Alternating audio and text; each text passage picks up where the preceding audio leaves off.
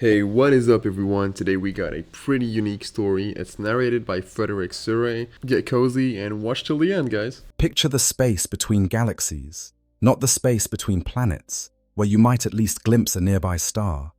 Not even the space between star systems, which is cold and empty but still technically part of something living, something warm enough to hold nebulae and the slow spinning of solar winds. I mean the space between galaxies, the true void. The place where there is nothing for 2.5 million light years in any direction. No stars, no radiation, no warmth, no navigation markers, no direction, no up or down. The kind of nothing that isn't a background detail of the universe, but rather the dominant condition of it. 99.9% of all space that exists is this kind of void. Everything you've ever seen, everything that has ever lived, every sun that has ever burned in recorded history. All of that fits into the thin, warm skin wrapped around a handful of galaxies floating in an ocean of absolute emptiness. Now picture something crossing it. Not a ship, not a satellite, not a signal. Something alive.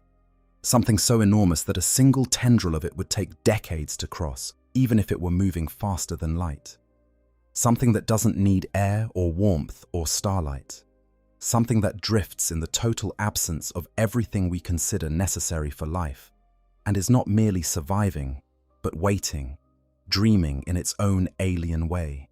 It's conserving itself across distances so vast that entire civilizations have risen and fallen on the other side of that void before it reached the halfway point. Something that has done this before, many times. So many times that it has consumed so much of what once existed in the cosmos that entire galaxies' worth of intelligent life are simply gone, and no one who remains even knows their names. That something is the Tyranids, and in the grim darkness of the 41st millennium, they found us. The Tyranids are not a faction in the usual sense. Every other power in the Warhammer 40,000 universe, no matter how violent or terrible, is native to the Milky Way. The Imperium of man grew up here. Chaos was born here from the psychic screaming of every mortal soul that ever lived in this galaxy. The Necrons went to sleep here 60 million years ago and woke to find younger races had moved into their galaxy like loud tenants, even the orcs. Thus, those joyfully anarchic green tidal waves of aggression are creatures of this galaxy, engineered by the Old Ones to fight ancient wars on its behalf. Every major power in 40k, despite all their differences, shares a common address. They all live here. The Tyranids don't. They came from somewhere outside. They crossed the intergalactic void from a direction that no telescope had ever pointed, from a darkness no navigator had ever tried to read. And when they arrived, it wasn't with the fanfare of a conqueror announcing themselves. There was no ultimatum, no declaration of war, no embassy sent ahead. There was only silence. And then the silence was gone, replaced by a kind of living pressure, a psychic weight so heavy that worlds 1,000 light years away from the nearest Hive ship began going quiet. Astropaths heard nothing, where once they had heard the bustle of 1,000 minds. Navigators trying to read the warp found the light of the Astronomicon fading under a smothering static they had no name for. Entire planets stopped communicating mid-sentence, their last transmissions cutting off without explanation. And then, eventually, someone found what remained of those planets, which was nothing. Rock, stripped to bedrock, not bombed, not burned, not devastated in any way that left visible damage, simply cleaned. As though a hand of unimaginable size had reached down and scraped every molecule of organic matter from the surface, right down to the bacteria in the deepest trenches, right down to the spores in the upper atmosphere, leaving behind a ball of bare stone spinning silently in the dark. This is how the Tyranids announced themselves to the galaxy. And it is important, before we go any further, to sit with the scale of what that actually means. Because the Tyranid threat is not just a military problem, it is not a political crisis or a philosophical challenge. It is a fundamental disruption to the idea that anything in this universe can continue to exist at all. Every other threat in Warhammer 40,000, no matter how severe, ultimately operates within a framework. Chaos wants to consume souls and remake reality, but reality still exists for it to play with. Orcs want to fight everything, but they need something to fight. Even the Necrons, who once nearly destroyed all life in the galaxy, held back because they needed life to continue as part of their long-term plans. The Tyranids have no such restraint. They do not want to rule. They do not want to negotiate. They do not want to enslave or corrupt or convert. They simply want to eat, and they will eat until there is nothing left, and then they will sleep again and drift to wherever the next meal is and eat that too. There is something almost meditative about that level of singular purpose. A being that needs nothing except food, that feels no ambition except hunger, that has no future plans except the next meal. In another context, you might call it peaceful. In this one, it is the most terrifying thing imaginable. It is worth dwelling for a moment on what it actually feels like to be on a world in the early stages of a Tyranid approach, before the physical invasion begins. Because the physical invasion is, but in a terrible way, the easy part. Before it comes the shadow in the warp, which we'll get to in detail later, and before that, the silence, the slow death of communication. One day, a governor tries to send a routine astropathic message, and the astropath doing the sending comes back from the attempt with a nosebleed and a 1,000-yard stare. A week later, a different astropath tries and screams during the sending, coming back babbling about a noise like a billion things thinking at once. A week after that, no one can send anything at all. The warp is closed. The galaxy has become very small. The planet is alone. In that silence, there is still hope. Fleets could be delayed. The Astronomicon might be temporarily disrupted. There are benign explanations for communications blackouts. There are always benign explanations. And so the population waits, and the government reassures itself, and the defense forces are quietly mobilized as a precaution, and the days pass. And then the skies begin to behave strangely. Seismic activity, tides that don't match any prediction, atmospheric disturbances that weather systems cannot account for, birds behaving oddly, the creatures that sense such things first, because whatever the narval does to local gravity touches the subtlest environmental signals before it touches anything obvious. And then the first voidcraft encounter something at the edge of the system, and the last message they send is just noise. Static. And then nothing. This is the Tyranid invasion arriving, not with guns blazing, not with ultimatums, not with the theatrical entrance of other galactic threats, with silence, and then strangeness, and then nothing. The most ordinary horror you can imagine, your world becoming very quiet, and then not being there anymore. But this video isn't just about what the Tyranids are, it's about the specifics of their arrival. It's about the long dark crossing they made before they ever reached us. Yet it's about what they found in the void, who they encountered there, and what they found when they finally broke through the edge of our galaxy and looked around. Because what the Tyranids found in the Milky Way is genuinely stranger than most accounts give credit for. And understanding that strangeness is the key to understanding why the galaxy's response to them has been so chaotic, so improvised, and in many ways so desperate.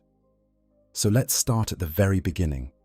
Before the fleets crossed the void, before the invasion began, before the psychic lighthouse on a world called Sotha burned a signal across the darkness of intergalactic space and, without anyone intending it, told something patient and hungry that there was something worth eating nearby. Let's start with what the Tyranids were before they found us. Section 2. Before the beginning, a hunger without origin. Here is something that should stop you cold. According to some sources in the lore, the Tyranids may have already consumed more than 1,000 galaxies, not 1,000 planets, not 1,000 star systems, 1,000 entire galaxies, each one a structure containing hundreds of billions of stars, most of those stars with their own planetary systems, many of those planets harboring life in some form. If even a fraction of that life reached sentience, if even a fraction of that sentience reached civilization, then we are talking about a number of destroyed civilizations, or vanished cultures, ended lives, and erased histories so enormous that it collapses into something purely abstract. It stops being a number and starts being a concept, an absence so complete that the universe doesn't even have a record of what was lost. Now, it's worth being honest here. That specific figure of 1,000 galaxies comes from a single source in the lore and isn't stated definitively everywhere. Warhammer 40,000 as a setting has always used enormous, almost incomprehensible numbers casually, the way you might casually mention that a battle involved 1 billion soldiers, and these numbers are meant to convey scale rather than precision. But the broader point, that the Tyranids have been doing this for an enormously long time across an enormously large swathe of the universe, and that the Milky Way is just the latest stop, that is firmly established. The exact number is uncertain.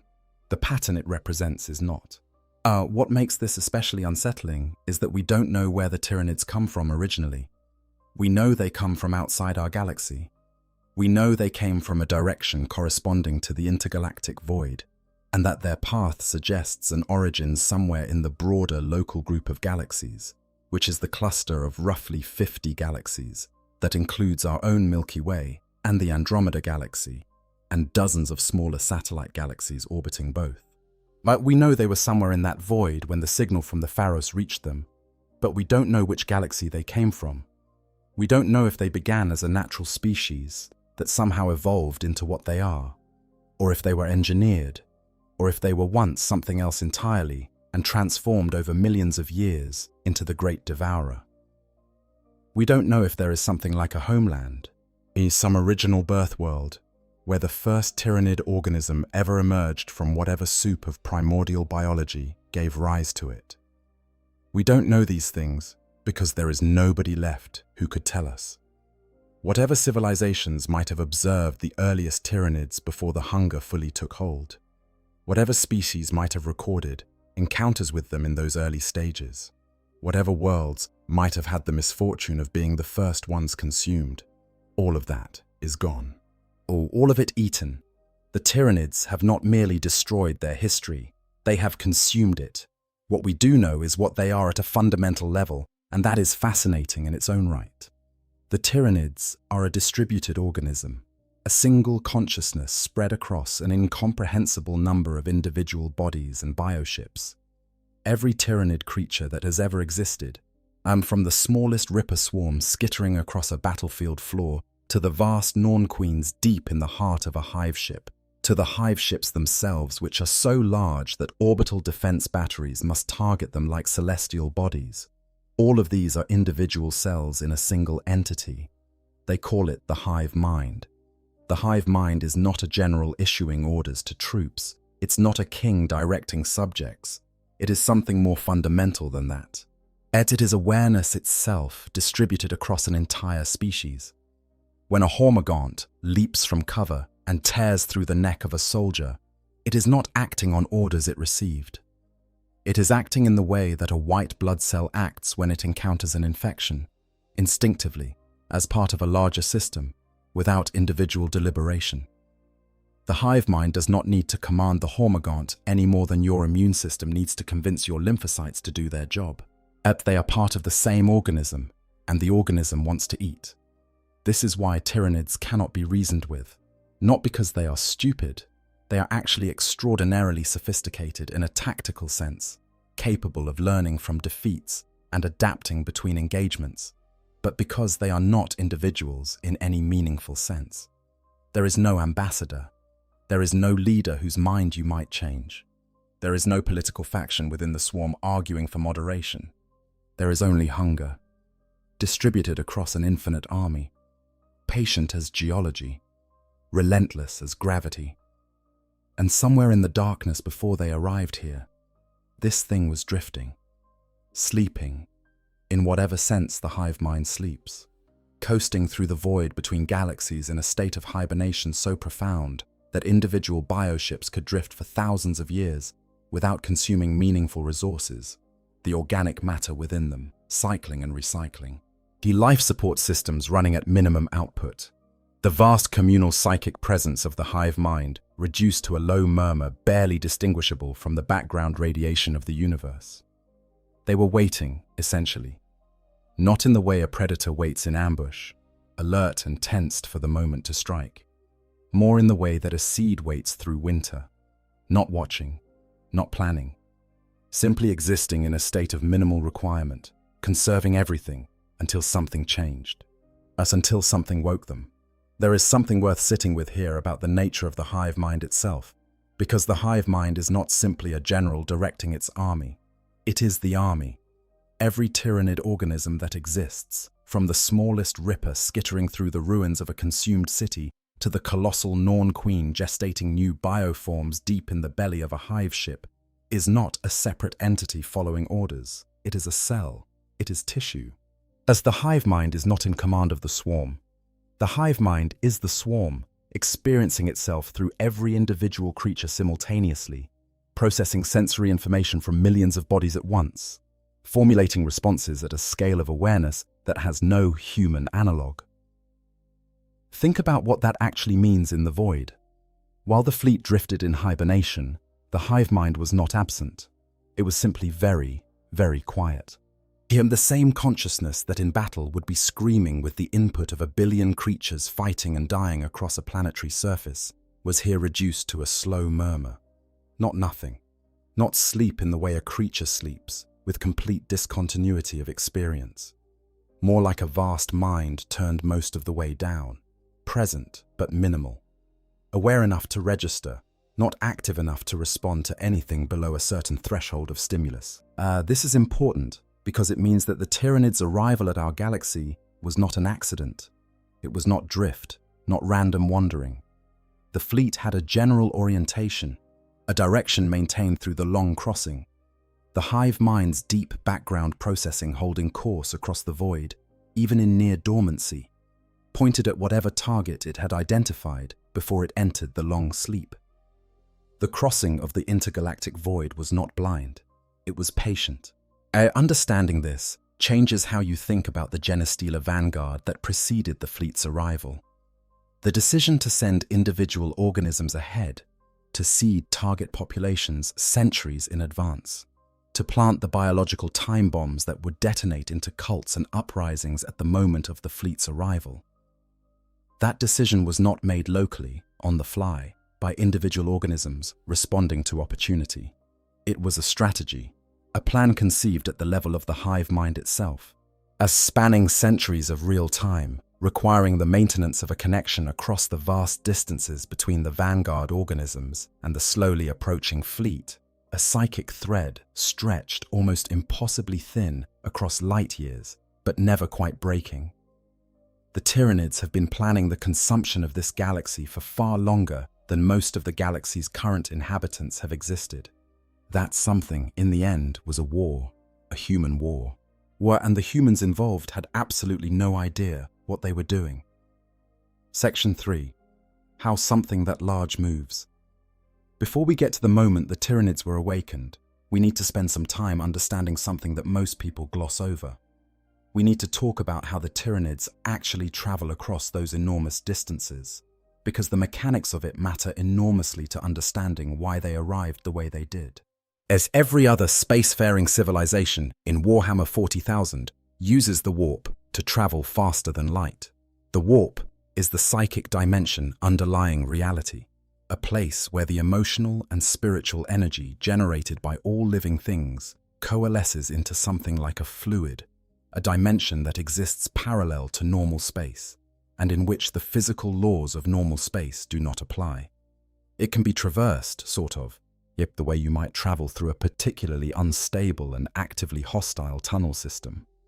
You go in at one end and, if you're lucky, and your navigator is good and the tides are favorable, you come out somewhere near where you intended, on a timescale that is faster than covering the same distance in normal space. The Tyranids don't use the warp, not even a little. This is not because they lack the psychic capacity. They are arguably one of the most psychically powerful species in the galaxy. But the shadow in the warp, which we'll get to later, is itself a demonstration of staggering psychic force. But using the warp as a travel medium requires interfacing with it, diving into it, existing within it for however long the journey takes. And the warp is the domain of chaos. the home of the Chaos Gods, the environment in which demons are native, and in which all the corruptions and temptations and predations of the Imperium are at their most intense. For the Tyranids, whatever they are at the deepest level, the warp provides nothing. It offers no purchase. It cannot be fed on.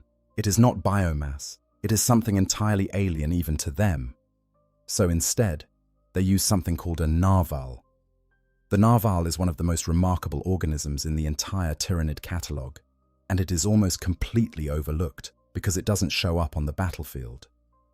It's a bioship, roughly classified alongside the Hive ships and escort organisms that make up a Hive fleet's void combat capacity, but it carries almost no weapons and almost no armor. It is physically unimpressive by Tyranid standards. It looks, by most accounts, like an elongated organic vessel covered in sensory clusters, its bow bristling with delicate monofilament spines arranged in dense arrays, and each one capable of detecting the subtlest variations in the gravitational and electromagnetic environment around it. What makes the narval extraordinary is what it can do with that information.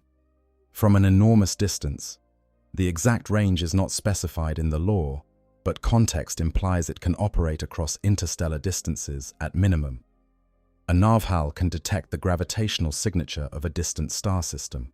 Yes, it senses the gravity wells of stars and planets and moons as variations in the fabric of space-time, reads them the way a bat reads returning sonar, and then does something that Imperial science has never fully explained. It uses that gravity. It takes the gravitational pull of the distant system and creates a corridor of compressed space between its current location and that system. A tunnel, not through the warp, but through real space, as squeezed and folded by gravitational manipulation into something traversable at superluminal speeds. In effect, the narval bends space. The entire Hive fleet then travels through that corridor, millions of bioships of all sizes moving through a pocket of compressed space-time toward their destination, faster than light, without ever touching the warp, without ever exposing themselves to demons or warp storms, or the navigational hazards that plague every other spacefaring species. At the scale of this capability, when you think about it carefully, is almost more frightening than the invasion itself.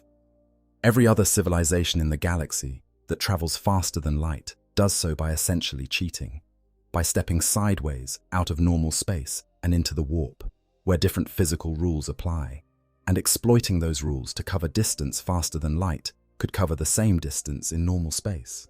The warp is the shortcut. Without it, a faster-than-light travel is impossible for every other species in the setting.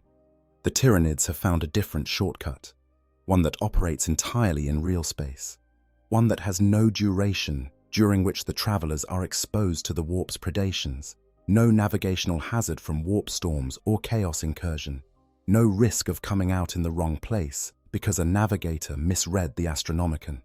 They simply fold space and arrive. And they can do this not just within a galaxy, but across the void between galaxies. Although at ranges where there is nothing nearby to target, the narval must work with the very faint, very distant gravitational signatures of entire stellar structures rather than individual stars. What this means, in practical terms, is that the Tyranid invasion cannot be stopped by denying them access to the warp. You cannot create a warp storm at the galaxy's edge that blocks their approach. But you cannot disrupt their navigation by interfering with the Astronomicon, because they don't use it to navigate. You cannot predict their exact arrival vector from warp signatures, because there are no warp signatures. The first sign you get is the seismic activity on the target world. The first sign you get is the silence. There are, of course, limitations. The narval's sensitivity is a double-edged thing, close to a strong gravitational source, within the boundary of a star system, and where the gravity of the star itself dominates the local environment. The delicate sensors are overwhelmed. The narval goes effectively blind to external systems, and the Hive fleet loses its faster-than-light capability. They must then cross the inner system under conventional propulsion, biological reaction drives that push their speeds to impressive but sublight fractions, and that final approach can take years or even decades. This is actually a tactical advantage in disguise. As because while the narval is doing its work, while it's drawing the gravity of a distant system toward it and creating that compressed corridor, the target system begins to feel it, not as a presence approaching from outside, but as something wrong with itself. Seismic activity increases on inhabited planets as tidal forces subtly shift. Solar flares become more frequent as the star's magnetic dynamics respond to gravitational perturbation. As tidal waves rake coastlines for reasons that no planetary scientist can explain. Natural disasters arrive in clusters. The defenders of the target world spend days or weeks or months dealing with their own planet, turning against them, distracted and exhausted. And then the fleet arrives and the shadow in the warp falls, and suddenly they cannot call for help either. The world is alone before it even knows it's under siege. Now, in the context of the Tyranids' intergalactic crossing, this mechanism raises an interesting question. The narval works by detecting gravity wells at range. In the void between galaxies, there are no nearby star systems. There is nothing to detect. So how did the fleet navigate the crossing? This is one of the great unanswered questions of Tyranid lore, and the honest answer is that we don't entirely know. What we do know is that the fleets were in hibernation during the crossing, dormant and drifting, maintaining a general heading. Whilst the best guess is that a narval's sensitivity, applied at full capacity with no local interference, can detect the massed gravitational signature of an entire galaxy at extreme range. That a galaxy, being a structure containing hundreds of billions of stars, is simply too large a gravitational object to miss. They didn't need to navigate precisely. They just needed to keep drifting toward that enormous, distant weight until they were close enough for more local stars to become detectable. And then something gave them a more specific signal, something that told them not just that there was a galaxy over there, but that it was full of something worth eating. That something was the Pharos. Section 4. The lighthouse that lit the way.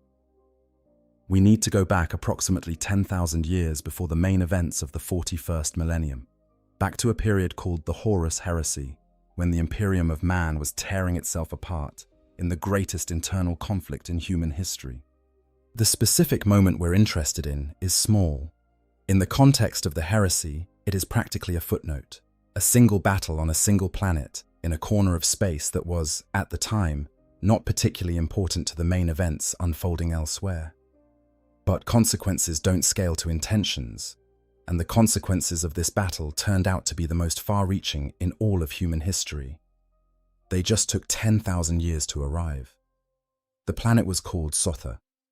Sotha was, by the standards of the age, an unremarkable world. It had been settled as an agricultural colony during the Great Crusade, the period of expansion when the Imperium first spread across the galaxy.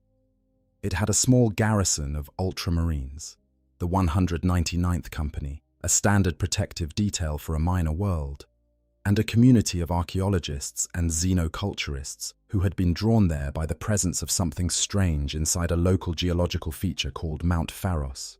Something vast and alien had been built inside that mountain, built from a material the archaeologists couldn't fully identify, built with a purpose they couldn't quite determine, built by a civilization that had apparently vanished millions of years before humanity reached the stars.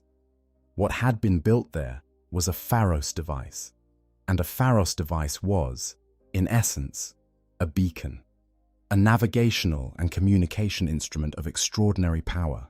It built not from imperial technology and not using the warp, but from an ancient Necron technology that operated on a principle the Necrons called empathic resonance. It broadcast not a conventional signal, but something closer to a psychic impression, a sense of place, of destination, something that allowed those attuned to it to find their way to the source across vast distances.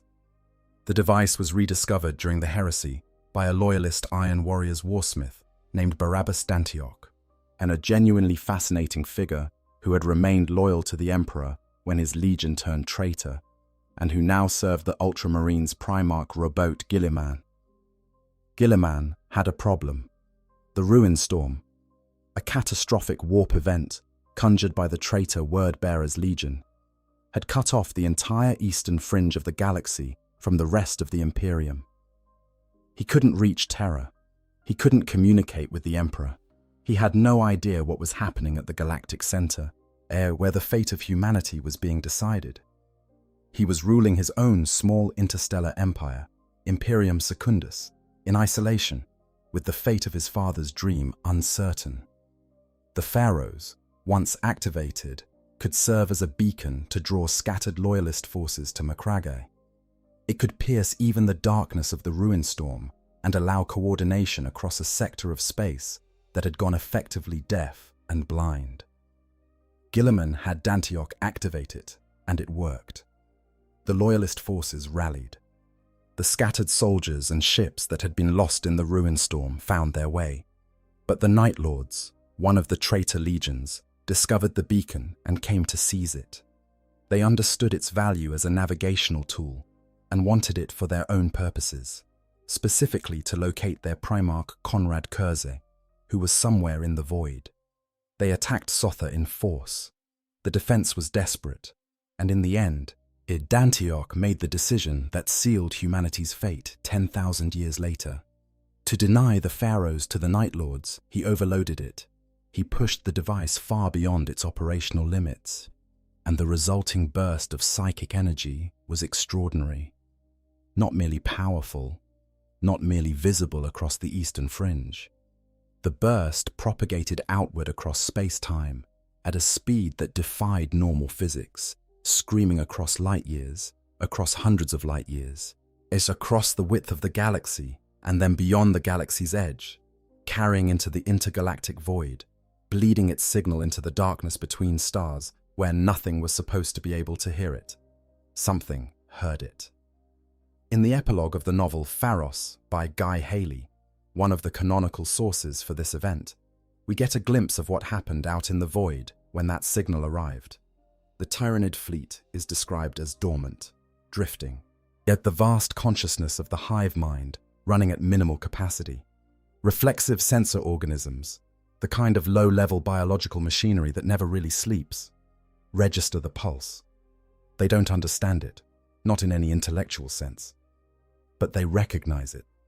They recognize it the way a sleeping creature recognizes the smell of food, not through thought, but through biology.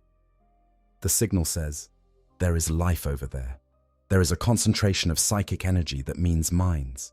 Sun and minds mean biomass, and biomass means food. The fleet stirs. Other organisms wake, and eventually, slowly, across the time it takes a hive fleet to rouse itself from deep hibernation, the hive mind turns its attention to this new signal, considers it, triangulates its origin, and then the great biological engines begin to move, redirecting themselves toward the source, adding the Milky Way galaxy to their itinerary. That was in approximately the 31st millennium. Yet the main body of the fleets didn't arrive until the 41st millennium. Almost 10,000 years of travel across the void, give or take the timescales involved.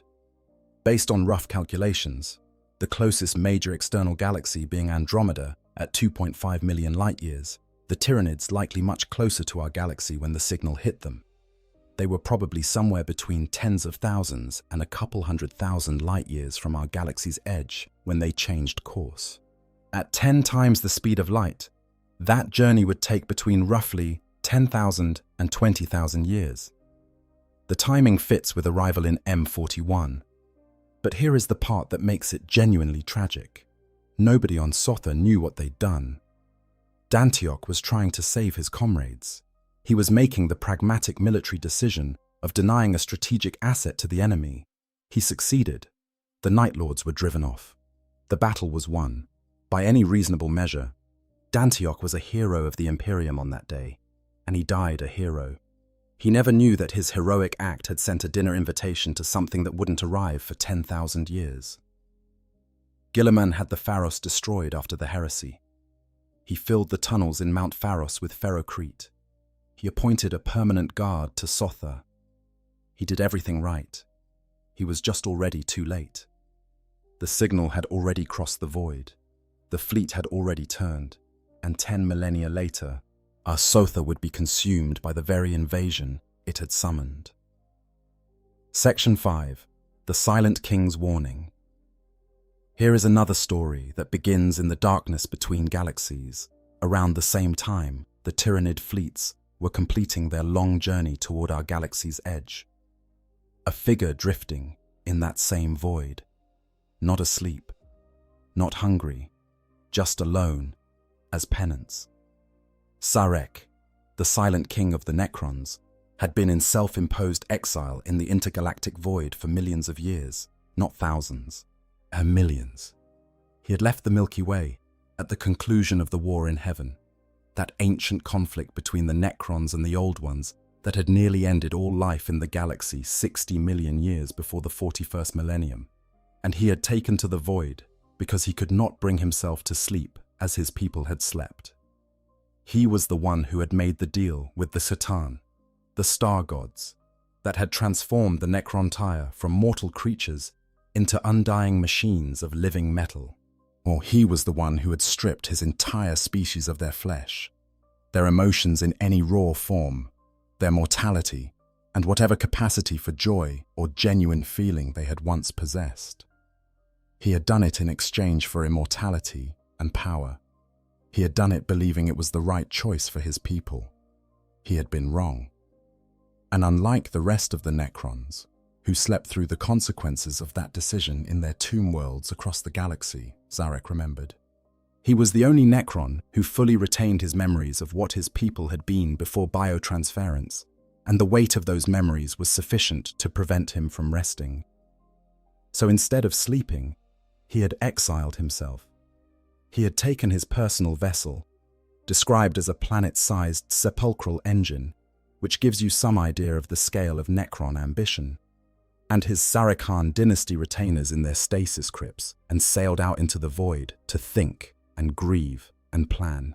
For millions of years, he was out there, doing what, exactly, the law is deliberately vague about, contemplating his failures, looking for a way to reverse biotransference perhaps, scouting regions of the cosmos for the Necrons to eventually claim, making himself worthy, in whatever terms he still used for worthiness, of one day returning. And then, at some point in the late 41st millennium, he encountered the Tyranids. But the lore is frustratingly sparse on the exact details of this encounter. Where and when it happened, whether there was actual direct contact or merely distant observation, what exactly Sarek saw. These specifics are not clearly recorded, which is itself interesting and probably deliberate. Sarek doesn't volunteer information easily. But the Lexicanum notes that Necrons who question him too closely on the details of his time in the void have a tendency to be collected by his Triarch Praetorians and never seen again. What we know is this. Somewhere in that crossing, Zarek observed the Tyranid fleets, saw them with whatever passes for vision in a being made of living metal who has existed for tens of millions of years, and immediately understood what they represented in a way that no one in the galaxy had yet grasped, because he was the only being who had both the longevity to understand the long-term consequences and the intelligence to do the calculus quickly. The Necrons needed life. That was the core of Sarek's long-term plan, his dream of eventually reversing biotransference, of giving his people back organic bodies, of making right what he had made wrong. To do that, there needed to be living species available as suitable hosts, or at minimum, there needed to be the biomass and biological diversity necessary to construct such hosts through the Necron's own means. The galaxy needed to remain full of life. And here, crossing the void, was something whose only purpose was to consume that life entirely. Something that would not stop until it had eaten every living thing in the Milky Way, and then moved on to the next galaxy, and the next, and the next, leaving nothing behind except stripped rock. If the Tyranids succeeded, there would be nothing left for the Necrons to reclaim. There would be no second chances. There would be nothing. Zarek turned back. In 744 M41, just 1 year before Hive fleet behemoths first recorded contact with the Imperium. Honestly, this is the part of Tyranid lore that gets under my skin the most, because every other threat in the 31st millennium, chaos, the orcs, even necrons, they all exist within the galaxy. They have history here, stakes here. The Tyranids don't. They came from somewhere we can't see, from a darkness we don't understand. And the terrifying implication is that whatever drove them out of that darkness might still be there, waiting. That thought genuinely bothers me in a way most fictional horror doesn't. It's not about monsters, it's about scale. It's about the quiet, creeping realization that the galaxy, this enormous, war-soaked, chaotic place full of gods and ancient machine gods, might not even be the main event. It might just be the next meal on an endless menu. That's the thing about Tyranids. The more you learn, the smaller you feel. But anyways, let's continue the video. The Silent King ended his exile and re-entered the galaxy. He came quietly at first, not revealing his identity even to his own people, working through intermediaries to begin the process of awakening tomb worlds and preparing the Necrons to face what was coming. His goals were not altruistic. He has never pretended to care about other species in any genuine sense. Humanity and the Eldar and every other living race in the galaxy are, to him, potential assets at best and irrelevant variables at worst. He didn't come back to save them. He came back because the Tyranids threatened to make the whole galaxy useless to him. But the fact that he came back at all, after millions of years of voluntary exile, tells you something about the Tyranids that no Imperial war memorial ever quite captures. They are the kind of threat that makes an entity who helped destroy all biological life in his own galaxy come rushing back to prevent the next round of extinction. That is the scale of what arrived. And the Necron perspective on the Tyranids is worth dwelling on a little longer, because it is uniquely illuminating. Almost every other species in the galaxy experiences the Tyranids as an overwhelming physical threat, as bodies and teeth and claws and the sheer weight of biological horror pouring over defensive lines. The Necrons experience them as something fundamentally different. To a Necron, who exists outside the food chain entirely, who produces no biological heat and generates no psychic signal detectable to the hive mind, the Tyranids are not personally threatening. They are a strategic problem. As they are something that will consume everything of value and leave the Necrons sitting among empty worlds with nothing to govern and no future to plan toward. This is both their greatest vulnerability and the source of their most devastating counter-strategies. Because the Necrons can fight the Tyranids in ways that no other species can. Their phase technology allows them to engage Hive fleet elements and then simply disappear from real space before retaliation arrives. Denying the Hive mind the ability to adapt to their combat methods the way it adapts to everything else. Their ability to manipulate gravity and gravitational lensing on a planetary scale gives them tools for redirecting Tyranid tendrils away from critical worlds that look, from the outside, like weather. Just a Hive fleet element inexplicably choosing a different course, for reasons that no Imperial analyst can explain. The Necrons don't need the Tyranids to know they're being fought, but they are content to conduct their war entirely out of sight. There is also a more apocalyptic option in their arsenal. The Necrons built, 60 million years ago, devices called the Ionic Orbs, weapons capable of detonating stars. They used them in the war in heaven. They still have them.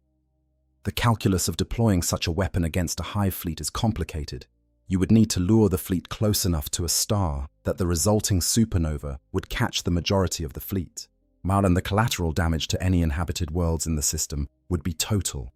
But it is, in theory, a Necron option. How seriously Sarek has considered this is not recorded, but the possibility exists.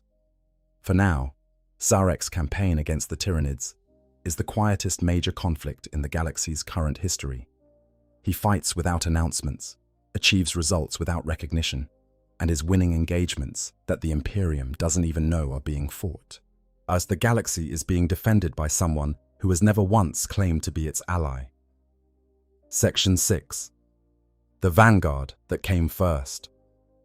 The Tyranids were not, technically, unknown to the galaxy before Hive Fleet Behemoth arrived in 745 M41. They just weren't known as Tyranids. They weren't recognized as part of the same threat. They were known as something else entirely. something that had been causing problems for centuries before anyone connected the dots. They were known as Genestealers. Yes, the Genestealer is one of the most biologically elegant horror stories ever written into the Tyranid organism catalogue. It is a six-limbed creature of roughly human scale, possessed of a chitinous exoskeleton that can deflect bolter rounds, claws capable of carving through the ceramite armor of a space marine Terminator, a low cunning that allows it to operate independently of the hive mind's moment-to-moment direction, and a reproductive strategy so insidious that it deserves its own extended discussion. The Genestealer's primary weapon isn't its claws, it's its kiss. When a Genestealer encounters a sentient species, it doesn't kill the individual. Not always. Instead, it uses an ovipositor organ in its jaws to inject a sequence of Tyranid genetic material into the host's biology. The host survives, apparently unharmed. But from that moment forward, their genetic code is compromised.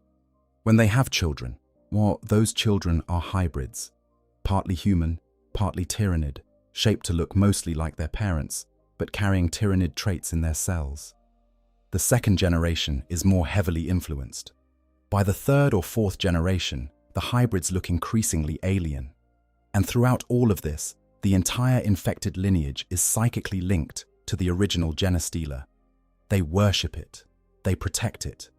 They form, over generations, as a cult, a tightly bonded secret society embedded within a larger population, growing in silence, spreading through communities, reaching into positions of authority and infrastructure. And all the while, they are broadcasting.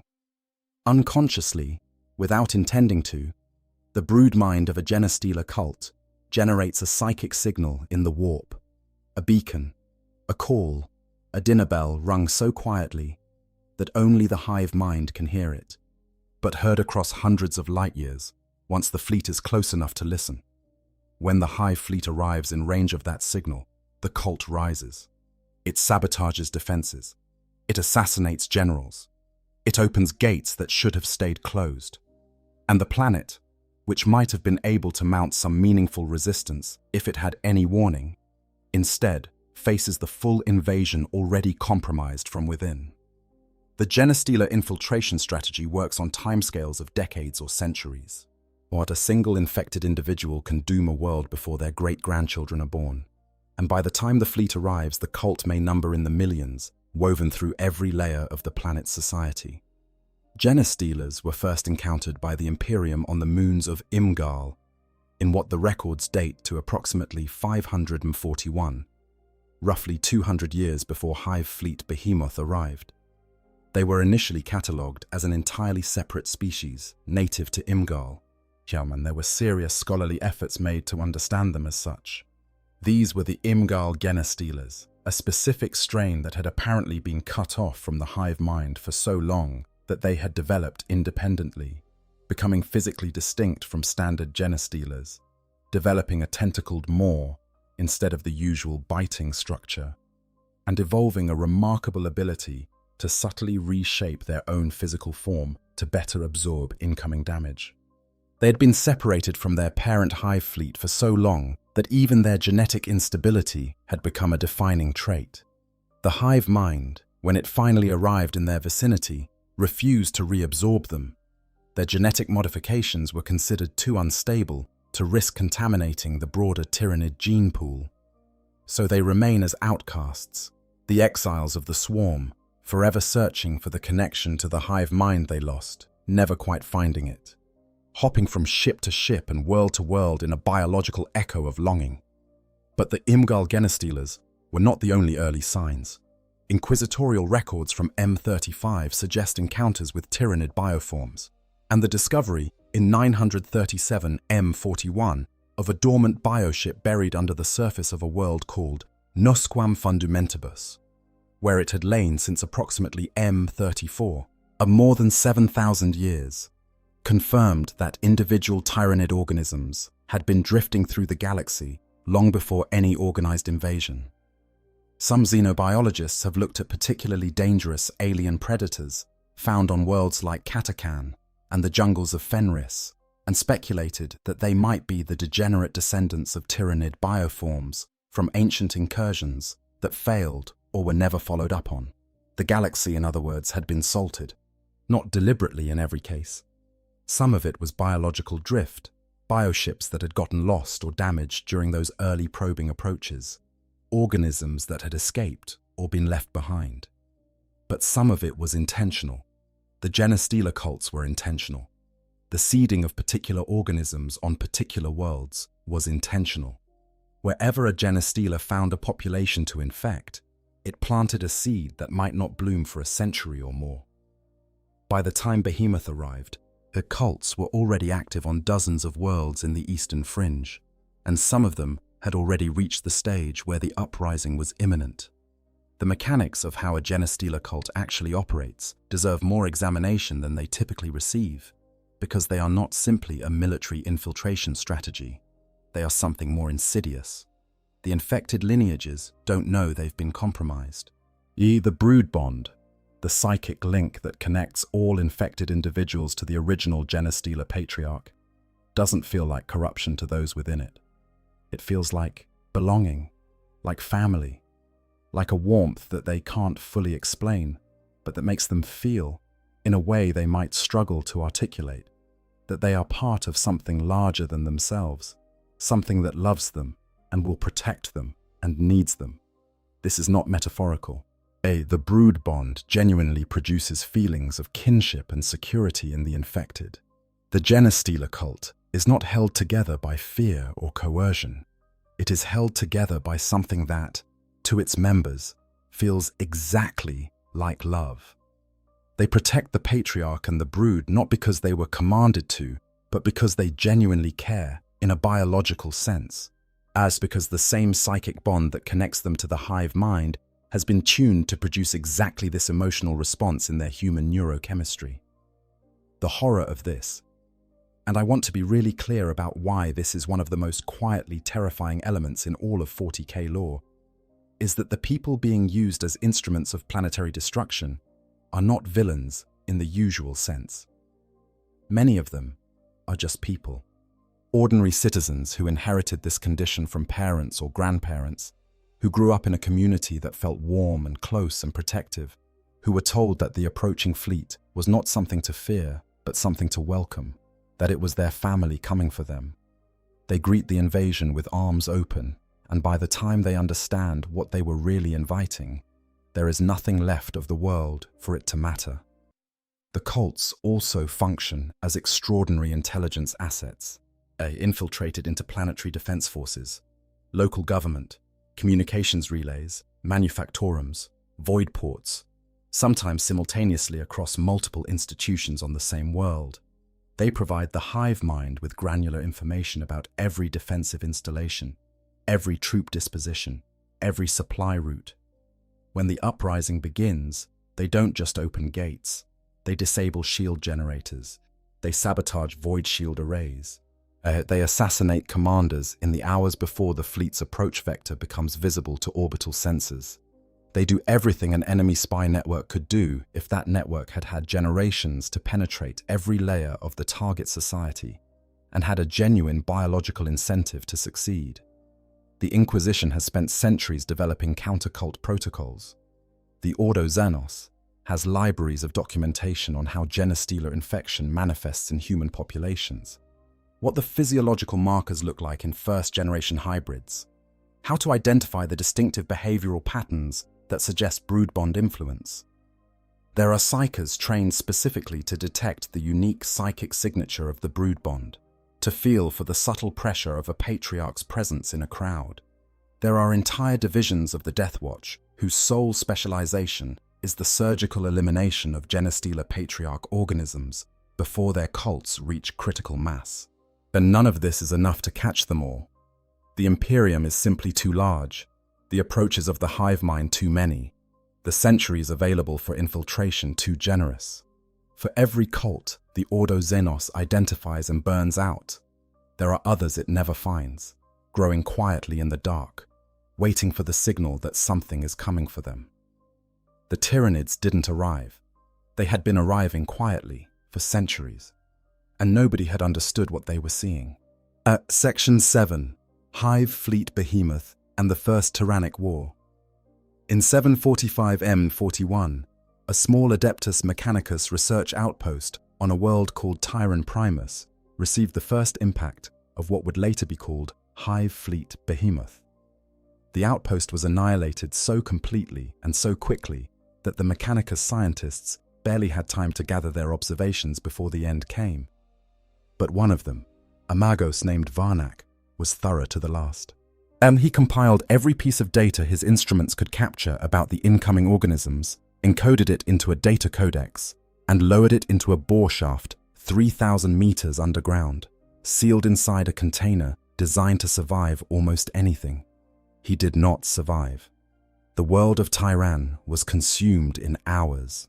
Every living thing on its surface was stripped away and processed, right down to the microbial level. It became the template for everything that would follow. While Inquisitor Fidus Cryptman of the Ordo Xenos arrived to investigate the dead world and, through a combination of extraordinary investigative instinct and sheer good fortune, found Varnak's data codex. What it contained was enough to make even a senior Inquisitor's blood run cold. Here was evidence of a species utterly unlike anything the Imperium had encountered. An extragalactic organism of unimaginable scale, consuming worlds like a locust swarm consuming crops, leaving nothing behind. Cryptman tried to send a warning. The relay station he needed for the astropathic signal was at Thandros, the next stop on Behemoth's route. He arrived to find Thandros already dead, already consumed. He managed to salvage a communications matrix from Thandros and used it to transmit both Varnak's data and his own report directly to Macragge, the fortress world of the Ultramarines chapter, in whose territory the invasion was unfolding. And there, he and Chapter Master Marneus Calgar received the warning. Calgar was, by any measure, one of the finest military minds in the Imperium of his era. He looked at Cryptman's data and immediately made the decision that likely saved the galaxy from an even worse outcome than the one that actually unfolded.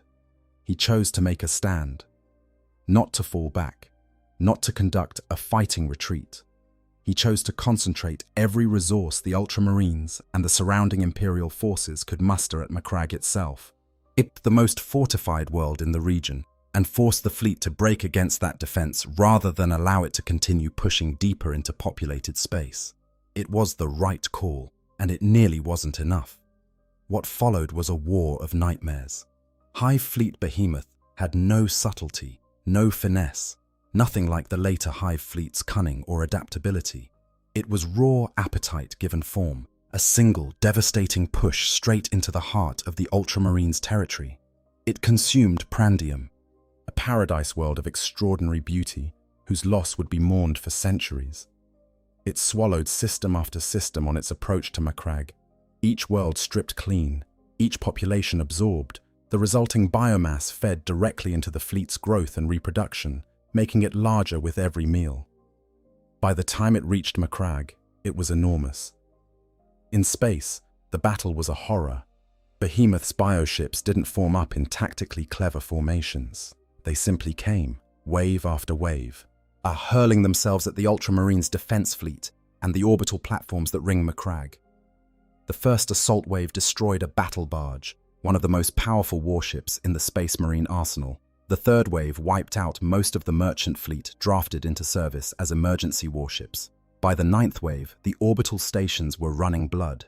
By the 12th wave, the orbital defenses were essentially gone, and Macragge was naked from above. Mycetic spores rained down in their millions. These were living drop pods, organic capsules of armored chitin that survived the plunge through the atmosphere and split open on impact to release the creatures inside. The sky over Macragge's polar regions was dark with them. Ground defenders shot them out of the air in their thousands, and it made no difference. For every 1,000 they destroyed, 10,000 more got through. And the fighting on the ground was the sort of thing that haunts veterans for the rest of their lives. The Tyranids of Behemoth were not sophisticated about it. They didn't outflank or infiltrate. They simply came, in numbers beyond counting, across the frozen northern plains and up the glacial slopes towards the polar fortresses, where the Ultramarines' most veteran warriors, the first company in their Terminator armor, had taken up position. The bodies stacked up 10 deep in front of the fortress walls. The ground stopped being ground and became a carpet of Xenos dead, and still they came.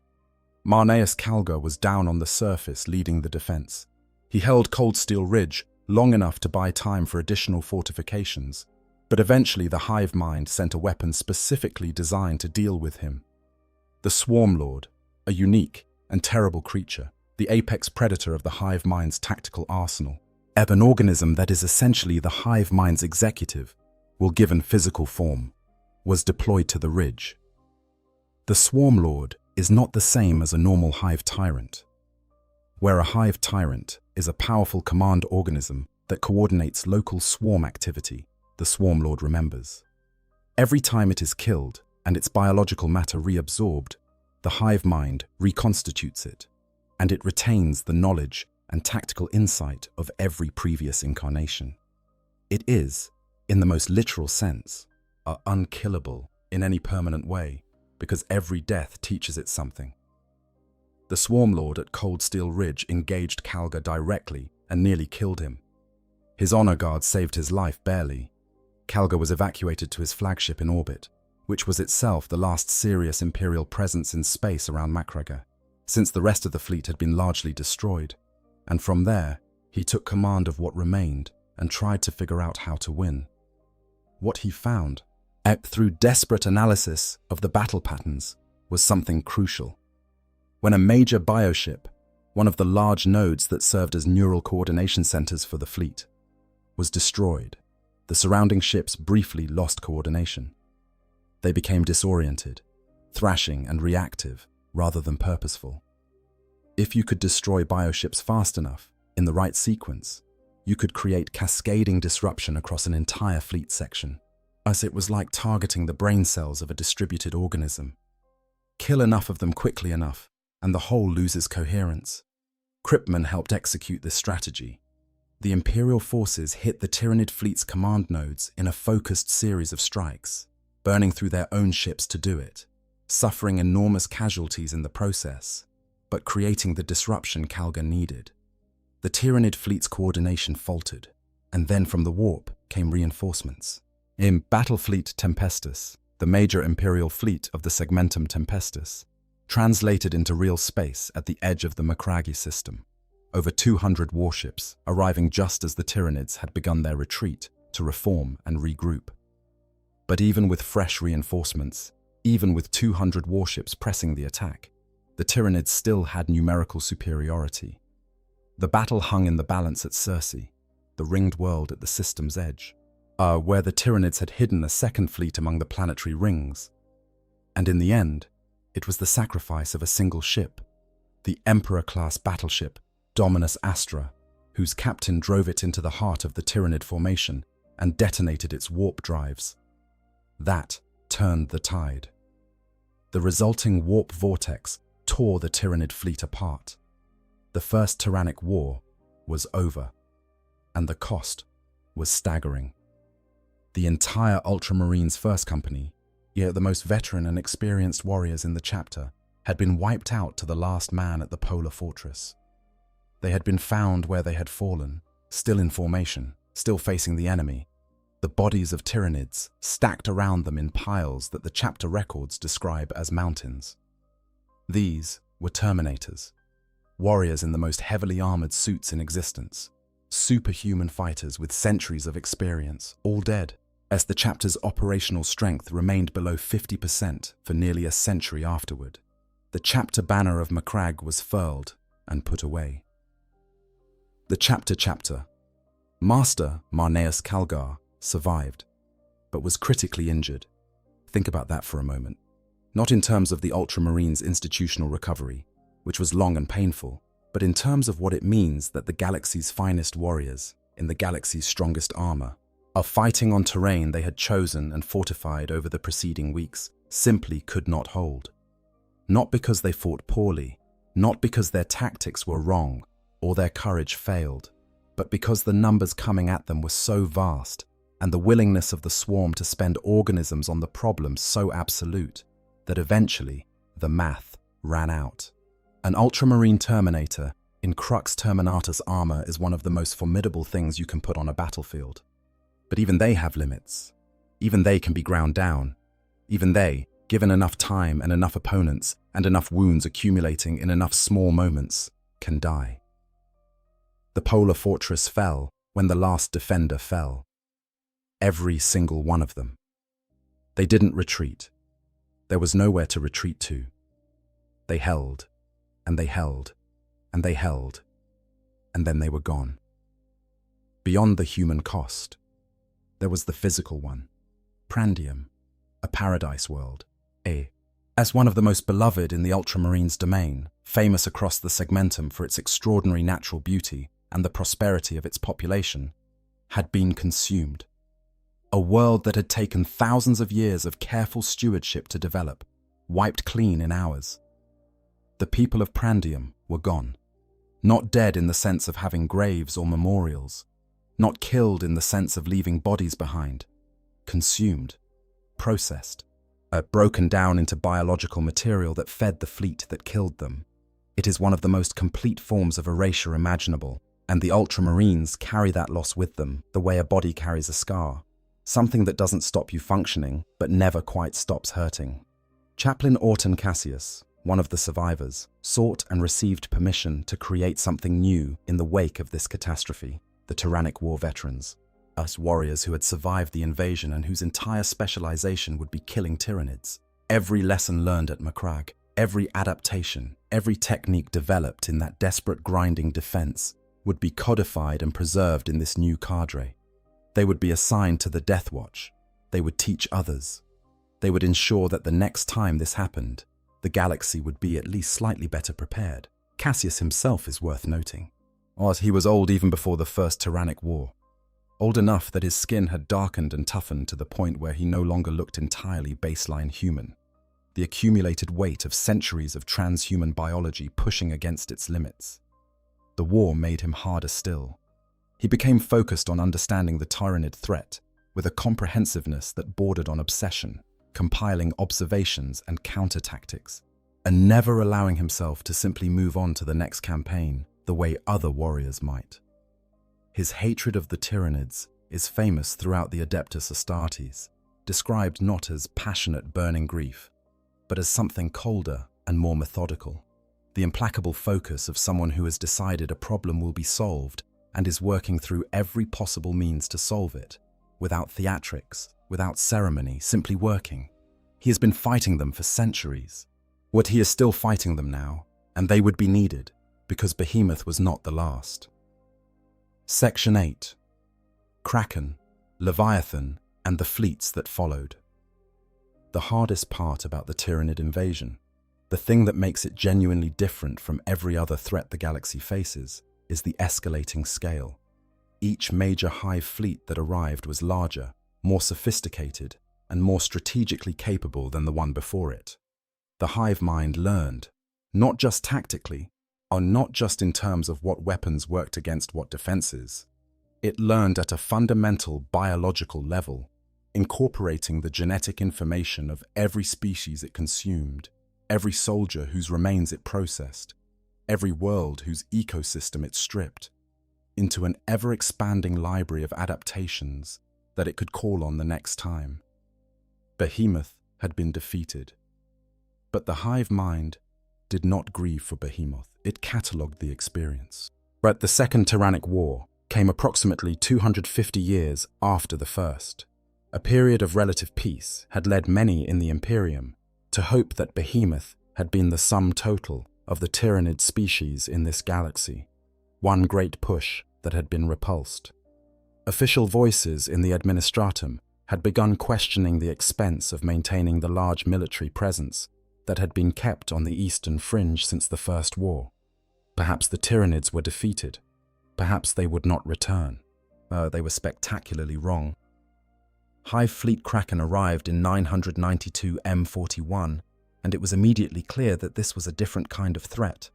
Where Behemoth had come in a single focused column, slamming straight toward the center of Imperial space, in the region like a battering ram, Krakens split into an almost uncountable number of smaller tendrils, spreading across an enormous front, striking simultaneously at dozens of worlds. There was no single point to defend, and no single choke point where a concentrated defense could stop the advance. Just an ocean of hungry tendrils pouring through every gap in the Imperial frontier.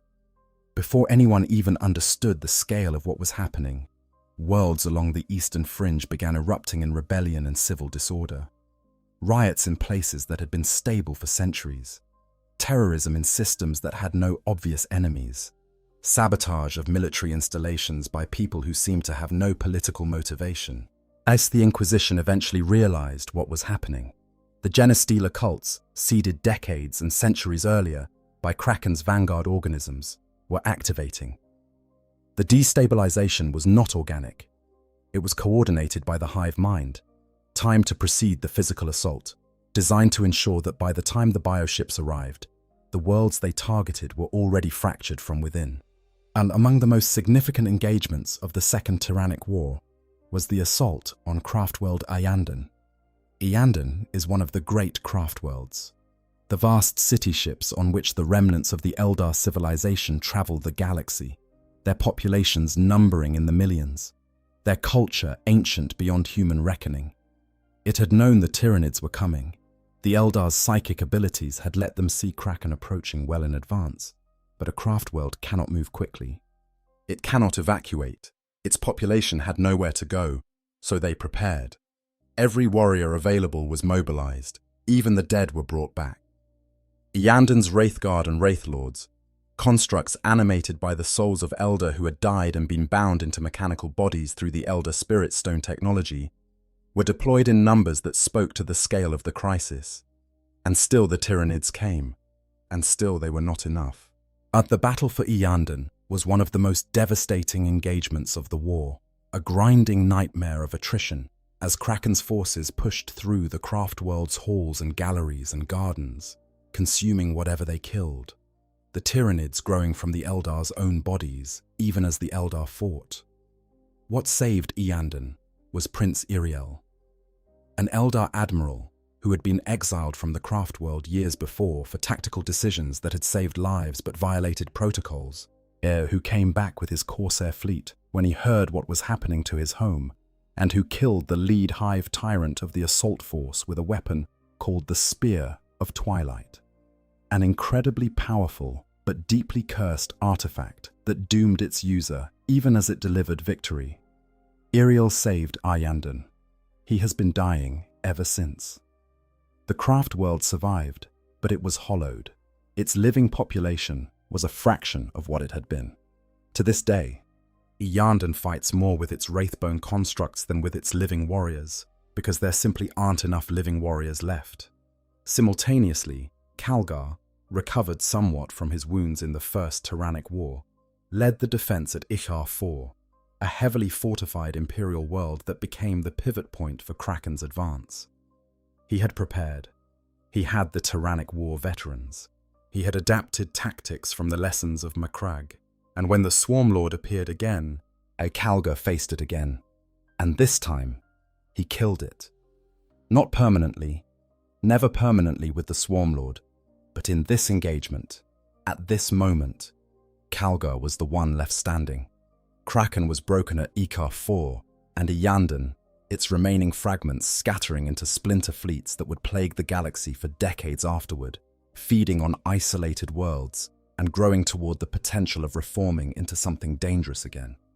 Among the things lost in Kraken's advance was a Space Marine chapter called the Scythes of the Emperor. Their home world was Sotha, the very world where Dantioch had overloaded the Pharos 10,000 years earlier, the world whose signal had drawn the Tyranids across the void in the first place. There is an awful poetry in that. The chapter who guarded the world, whose ancient mistake had summoned the invasion, were among the first to be annihilated by it. Kraken hit Sotha hard. Ot and the Scythes fought desperately to defend it, and then both the chapter and the world were gone. The Scythes were reduced to a handful of survivors scattered across the galaxy, their home consumed by the very threat it had, completely inadvertently, and through a chain of consequences spanning 10,000 years, called down on itself. The scythes have since rebuilt, slowly and painfully, using the resources that other chapters and the Mechanicus have provided. But they fight under the perpetual shadow of that loss, their recruitment limited, their numbers still not fully recovered, their culture shaped by the specific grief of a chapter that lost not just battles, but its entire reason for existing in its original form. They now fight anti-Tyranid actions almost exclusively, treating it as a matter of personal obligation. They are hunting the thing that ate their home. Less than 5 years after Kraken was defeated, Hive Fleet Leviathan arrived. Mos Inquisitor Kryptman noticed it first. He had spent his entire career studying the Tyranids, and he had developed a sixth sense for the pattern of silence that preceded a Hive fleet's arrival. He launched what became known as the Kryptman Census, burning out dozens of astropaths in the effort to contact every world on every fringe of the Imperium and map the spreading zone of silence. The picture that emerged was worse than anything that had come before. Leviathan was coming from underneath. And not from the eastern fringe, not from the rim, but from below the galactic plane, attacking from a direction no one had thought to defend against, approaching from two widely separated points that formed the jaws of a vast closing trap. The geometry of the assault was designed to cut off large portions of the galaxy from each other, isolating entire sectors behind the shadow in the warp, preventing the galaxy's defenders from coordinating a response. Leviathan was the largest Hive fleet yet, and it attacked in the one direction that made defending against it hardest. After Behemoth, the galaxy had built defenses on the eastern fringe. After Kraken, it had reinforced its ability to respond to multi-vector threats from that same general direction. Leviathan didn't come from that direction. It didn't play by the same rules. Kryptman's response to Leviathan became one of the most controversial decisions in the history of the Inquisition. Yet he determined that the most effective way to blunt the fleet's advance was not to fight it directly, but to redirect it. He found the Orc Empire of Octarius, a massive concentration of greenskins, billions of the creatures, packed into a star cluster of extraordinary density. And he drew Leviathan toward it. He essentially walked a Hive fleet into the middle of the largest Orc gathering in that part of the galaxy, and let the two most prolific reproducing species in existence fight it out. This worked, in the sense that both Tyranids and Orcs became too occupied destroying each other to continue their respective advances against the Imperium. It did not work in the sense that neither side actually stopped. The Octarius War continued for decades, becoming one of the most vicious and sustained conflicts in the galaxy's recent history, with both species growing stronger from their combat with each other, the Orcs becoming bigger and more aggressive, the Tyranids absorbing the Orc genetic material and becoming more physically formidable. The long-term consequences of that decision are still unfolding. Let's be specific about what Kryptman did, because the mechanics of it are both brilliant and horrifying in equal measure. The Inquisitor used Exterminators-class weapons on a chain of populated worlds to create a corridor of dead systems, stripped of the biological material that Tyranid vanguard organisms need to navigate and maintain themselves, that effectively herded Leviathan in the direction he wanted it to go. The worlds he killed to create that corridor were not empty. They had populations. They had imperial citizens who had done nothing wrong except exist in the path Kryptman needed to clear. He killed them. Millions of people, possibly hundreds of millions, killed by an Inquisitor of the Emperor's Holy Inquisition, specifically to redirect a Tyranid Hive fleet into someone else's star cluster. He was immediately censured. He was officially stripped of his rank and sanctioned. His methods were declared beyond the pale, even by the flexible ethical standards of the Inquisition. And somewhere, behind closed doors, yet the people doing the censuring were probably aware that his plan had almost certainly bought the sectors of the galaxy he'd been protecting another several decades before they needed to deal with Leviathan directly. The ethics of the Kryptman decision have no clean resolution. He killed millions to save billions, arguably, and turned the galaxy's two most biologically prolific and adaptable species loose on each other in a controlled arena. From a purely consequentialist standpoint, it may have been the most effective anti-Tyranid strategy in Imperial history. From any other standpoint, it was monstrous. The Octarius War itself became something the galaxy had not anticipated. The Orcs and the Tyranids are not simply powerful opponents. They are both, in their respective ways, evolutionary engines, species that become more dangerous over time when exposed to resistance, growing stronger from conflict rather than being ground down by it. The Tyranids incorporate the genetic data of everything they consume and redesign themselves accordingly. The Orcs, through their fungal biology and the collective psychic field of the War, literally grow larger and more capable in proportion to the scale and intensity of the battles they fight. When you put these two species in direct, sustained, large-scale combat with each other, the outcome is not an equilibrium, it is an escalation.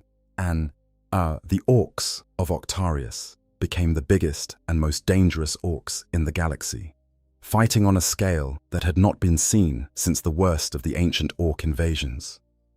Individual orc warlords who survived repeated engagements with Tyranid creatures were pushing 4 meters tall by the war's peak, grotesque biological monuments to the principle that fighting things bigger than you over and over will eventually make you big enough to win. The Tyranids, for their part, Mars began producing adaptations that incorporated structural elements of orc biology: denser muscle fiber, stouter carapace, an increased tolerance for damage before combat effectiveness degraded.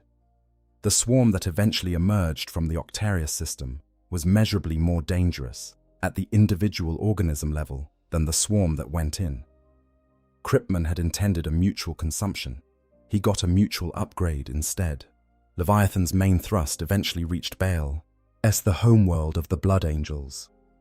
That assault, the devastation of Baal, was one of the most desperate defenses in the chapter's history, the Blood Angels calling in every successor chapter. They had to help hold their homeworld against a tide of Tyranids that seemed genuinely inexhaustible.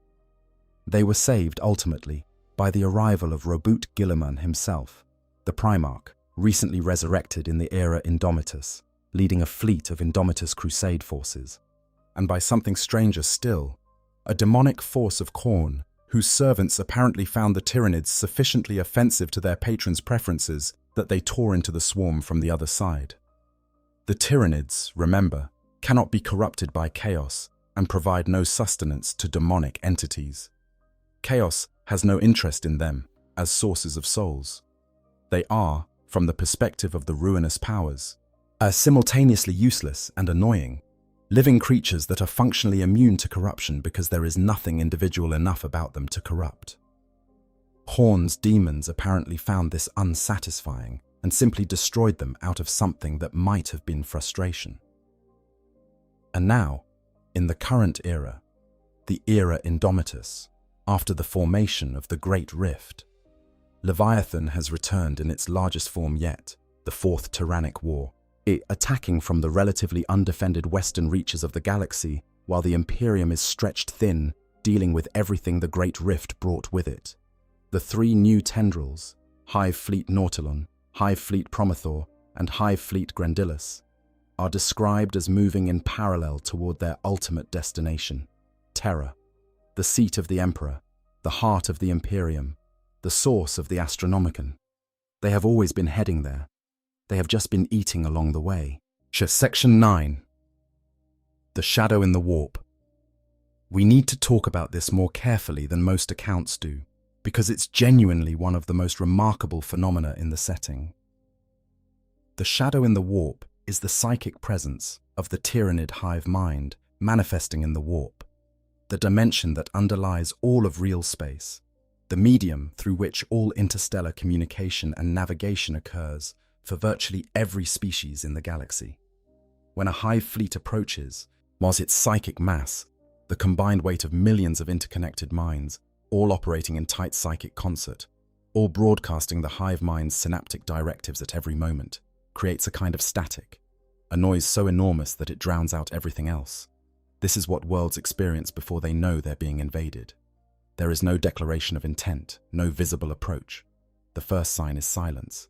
And astropaths, the psychic specialists who form the backbone of the Imperium's interstellar communication network, begin to notice that the warp feels different in certain directions. Not emptier, but fuller, heavier, noisier, and yet producing nothing intelligible.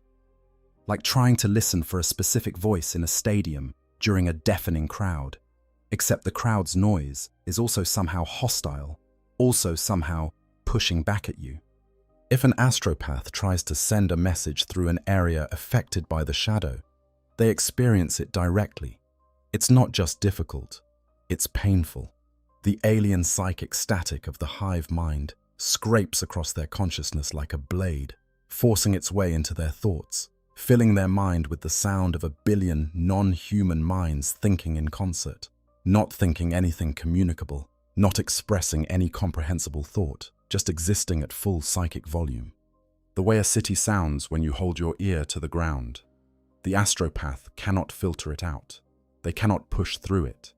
They experience what is described as the cerebral cacophony, and many of them are simply broken by it, driven to insanity by exposure to something that their minds were never equipped to process.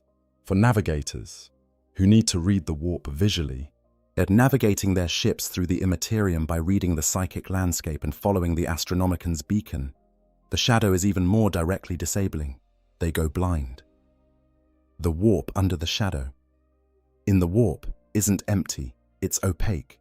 The Astronomican's light, which can normally be perceived from one end of the galaxy to the other by a sufficiently skilled navigator, is smothered by the sheer psychic weight of the approaching fleet. Our ships that enter the warp near a Hive fleet's approach vector emerge in the wrong places, or fail to exit the warp at all, or come apart in the Imperium when their navigator loses the thread. Eldar Psychers, who are among the most powerful and sensitive psychic species in the galaxy, find the shadow almost unbearable. Their connection to the warp is more intimate than any other species, and the shadow forces itself into that connection like something crawling up a nerve. Well, there are accounts of Eldar seers simply screaming when a Hive fleet's approach brought the shadow to within a certain range, unable to shut out the alien noise. But here is the deeply strange part. The Tyranids themselves aren't affected by any of this. They don't use the warp to travel or communicate. The hive mind's synaptic control doesn't route through the warp. It operates on a different mechanism, a form of psychic communion that exists in real space, carried by synapse creatures who serve as biological relay stations. The shadow in the warp is, from the Tyranids' perspective, almost a side effect. The enormous psychic mass of the hive mind isn't trying to jam the warp. It's simply so large, so present, that it does. A city doesn't try to block out the silence of the countryside. It just exists, and its noise is sufficient. The synapse creatures deserve particular attention here.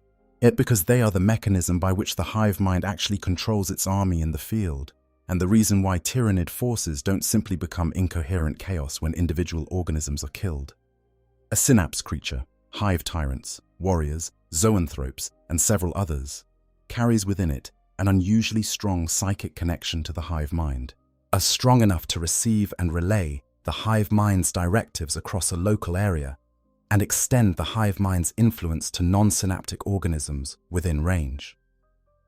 Without a synapse creature nearby, the simpler organisms, gaunts, hormagaunts, rippers, still have the basic instincts of the hive mind, but they lose the higher order direction.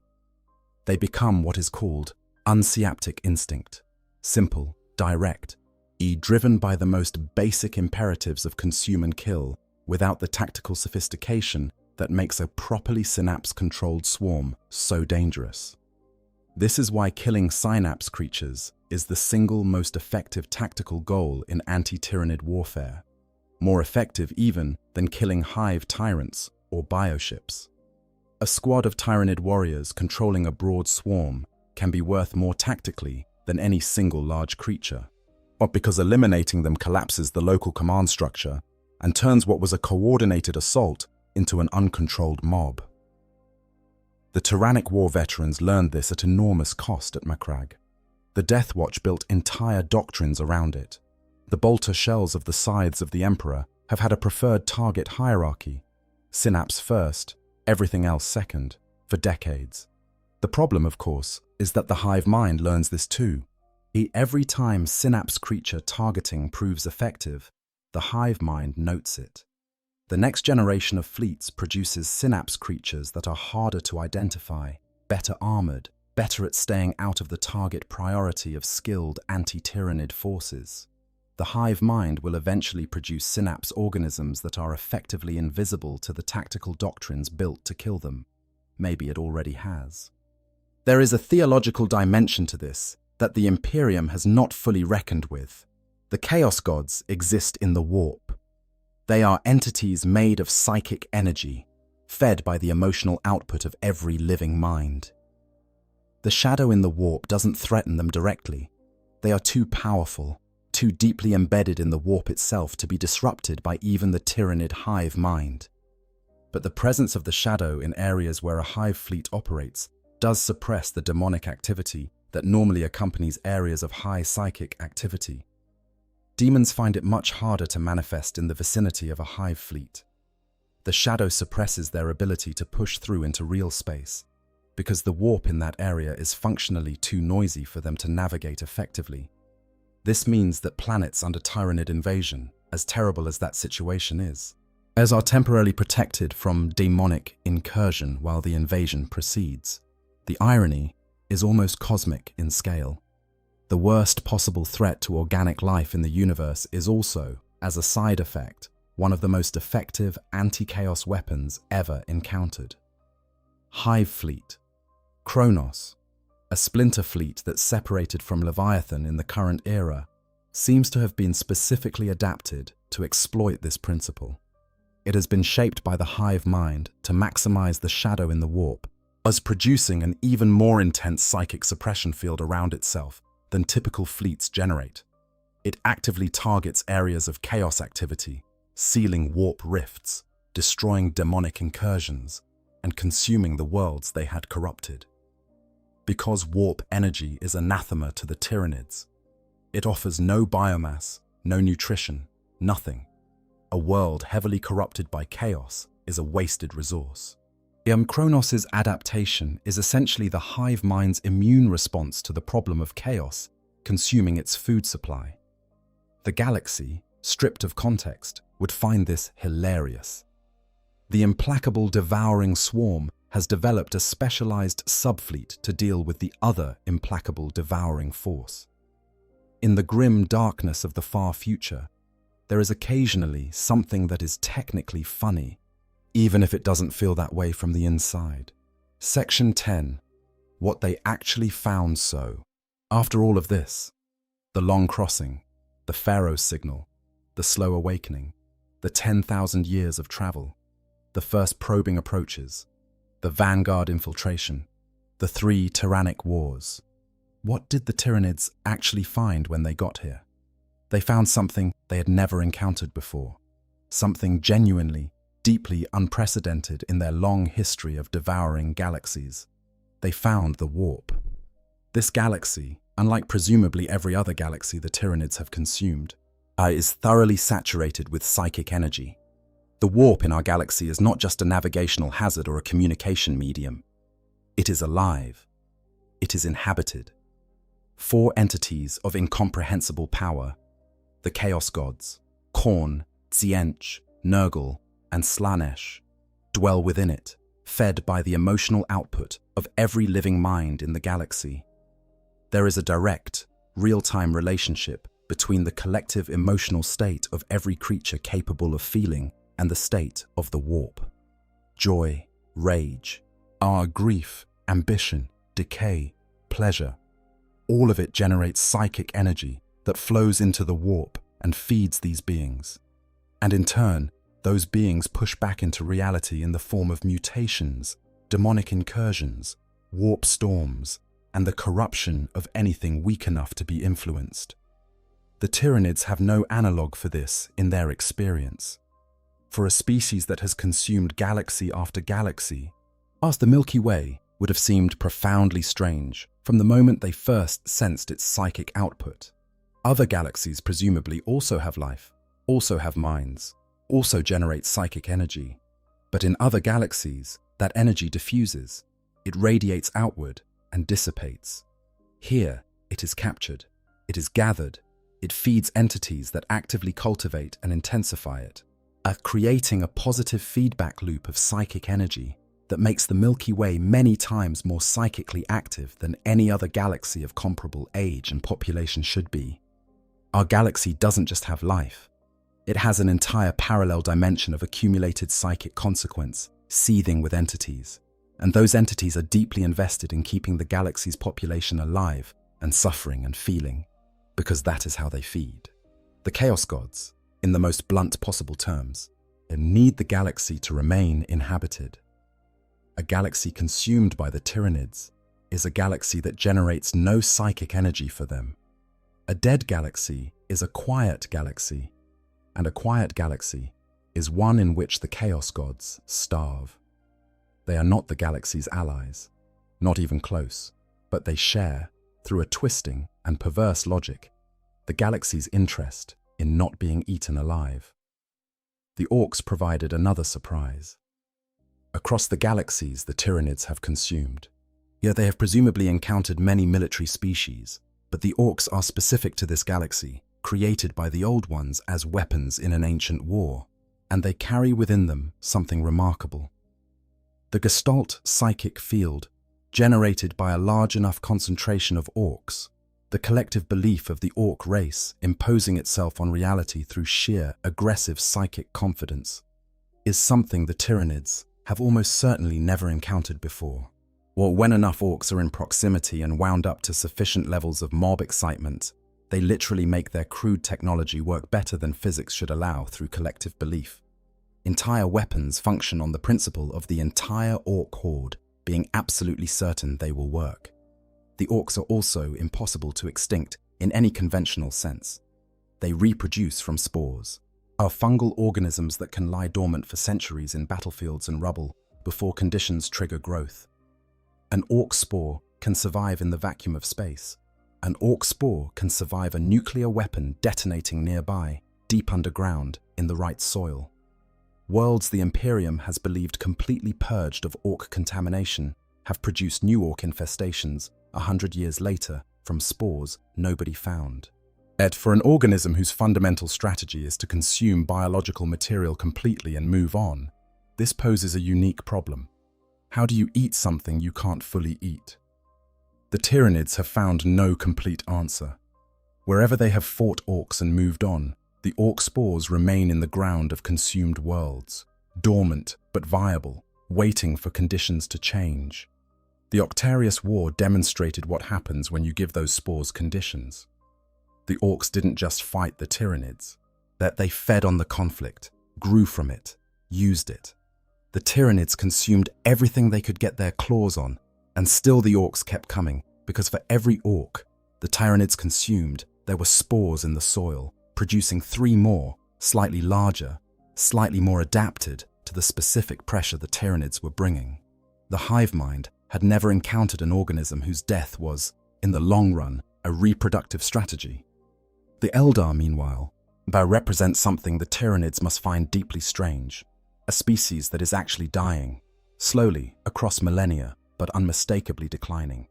The Eldar are the remnants of a once galaxy-spanning civilization brought low by a catastrophic event called the Fall, a point at which the collective psychic and emotional decadence of the Elder civilization literally birthed a new chaos god, Slaanesh, whose birth scream tore a hole in the galaxy and consumed most of the Elder population in an instant.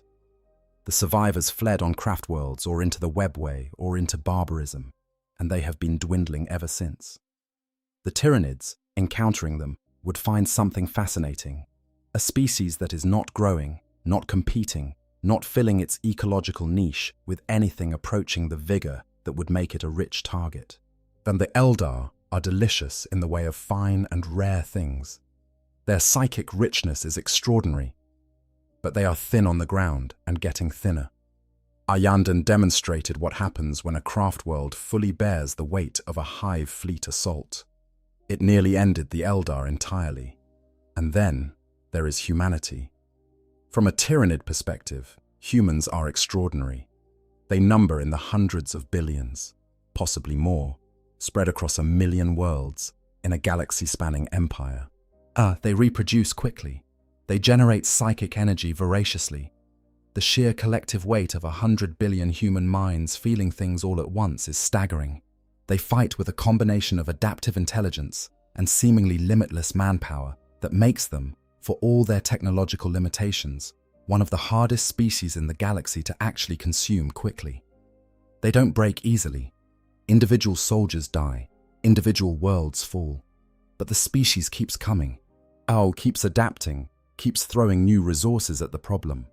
And there is something else about humanity that the Tyranids must find unusual, though perhaps not understand in the way a conscious observer would. Humanity, uniquely among the species the Tyranids have consumed in this galaxy, has been psychically sensitized in ways that no natural evolutionary process fully explains.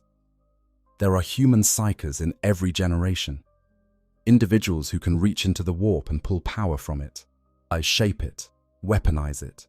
The proportion of psychers in humanity's population has been growing across the millennia. Whatever is happening to the human species psychically, it is not regression. It is not equilibrium. It is a slow, accelerating development towards something none of the current species in the galaxy has quite identified, but which the Eldar Farseers watch with a complicated mixture of hope and dread. Humanity is becoming something. What exactly is unclear, but the direction is unmistakable. For the Tyranids, this is presumably relevant. The psychic richness of human biomass is high and getting higher. Terra, at the center of it all, generates more psychic output per square kilometer than almost any other inhabited world in the galaxy, simply because of the density of its population and the collective psychic weight of a world that has been at the hub of an interstellar civilization for tens of thousands of years. While the soil of Terra has been trodden by psychers for millennia, the warp directly above Terra is warped, complicated, saturated with psychic resonance from 10,000 years of the Emperor's presence. But most importantly, most strangely, from the perspective of something that has never encountered it before, humanity is generating something unique at its heart. The Emperor of mankind, interred on his golden throne on Terra for 10,000 years, dying by degrees, kept alive by the psychic sacrifice of 1,000 souls every day, is simultaneously the most powerful psyker humanity has ever produced, and the anchor point of the Astronomicon, the galaxy-spanning psychic beacon that allows Imperial vessels to navigate the warp across almost 50,000 light-years. His psychic presence in the warp is described as something like a sun blazing in darkness. Not just a signal, but a presence, and a being of such vast psychic magnitude that its mere existence influences the warp in ways that have probably kept chaos from fully overrunning reality on multiple occasions. The Astronomicon doesn't just help Imperial ships navigate. It is, almost certainly, the single most powerful psychic beacon in the Milky Way. And it burns perpetually, never dimming, never ceasing, blazing with the Emperor's dying light in a way that is visible, in psychic terms, from outside the galaxy. This is what has been drawing the Tyranids toward Terra. Not just food, though Terra and its surrounding systems are certainly that. Not just the Astronomicon's practical utility as a navigational hazard to be silenced. Something about the sheer magnitude of the Emperor's psychic presence, even degraded and damaged as it is after 10,000 years on the throne, acts on the hive mind the way an enormously bright light acts on moths. The direction of every hive fleet, traced across the galaxy, converges toward Terra. They are all heading there. They have always been heading there. Everything else they have consumed along the way has been meals taken on the road. What is most interesting about this convergence is what it implies about the hive mind's priorities. The Tyranids don't distinguish between tactical and strategic targets the way a human general would. They don't have a plan in the sense of a document with objectives and timelines. They have hunger, and hunger always points toward the largest concentration of nutrition. The Emperor is, in psychic terms, the most concentrated source of nutrition in the galaxy. He is not just a person or a symbol or an institution.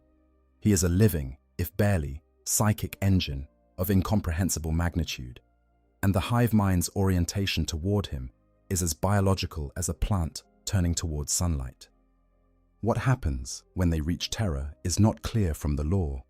The Emperor is not simply powerful, and he is also capable of the unexpected, even in his current state. His interventions in the material world are rare, but documented.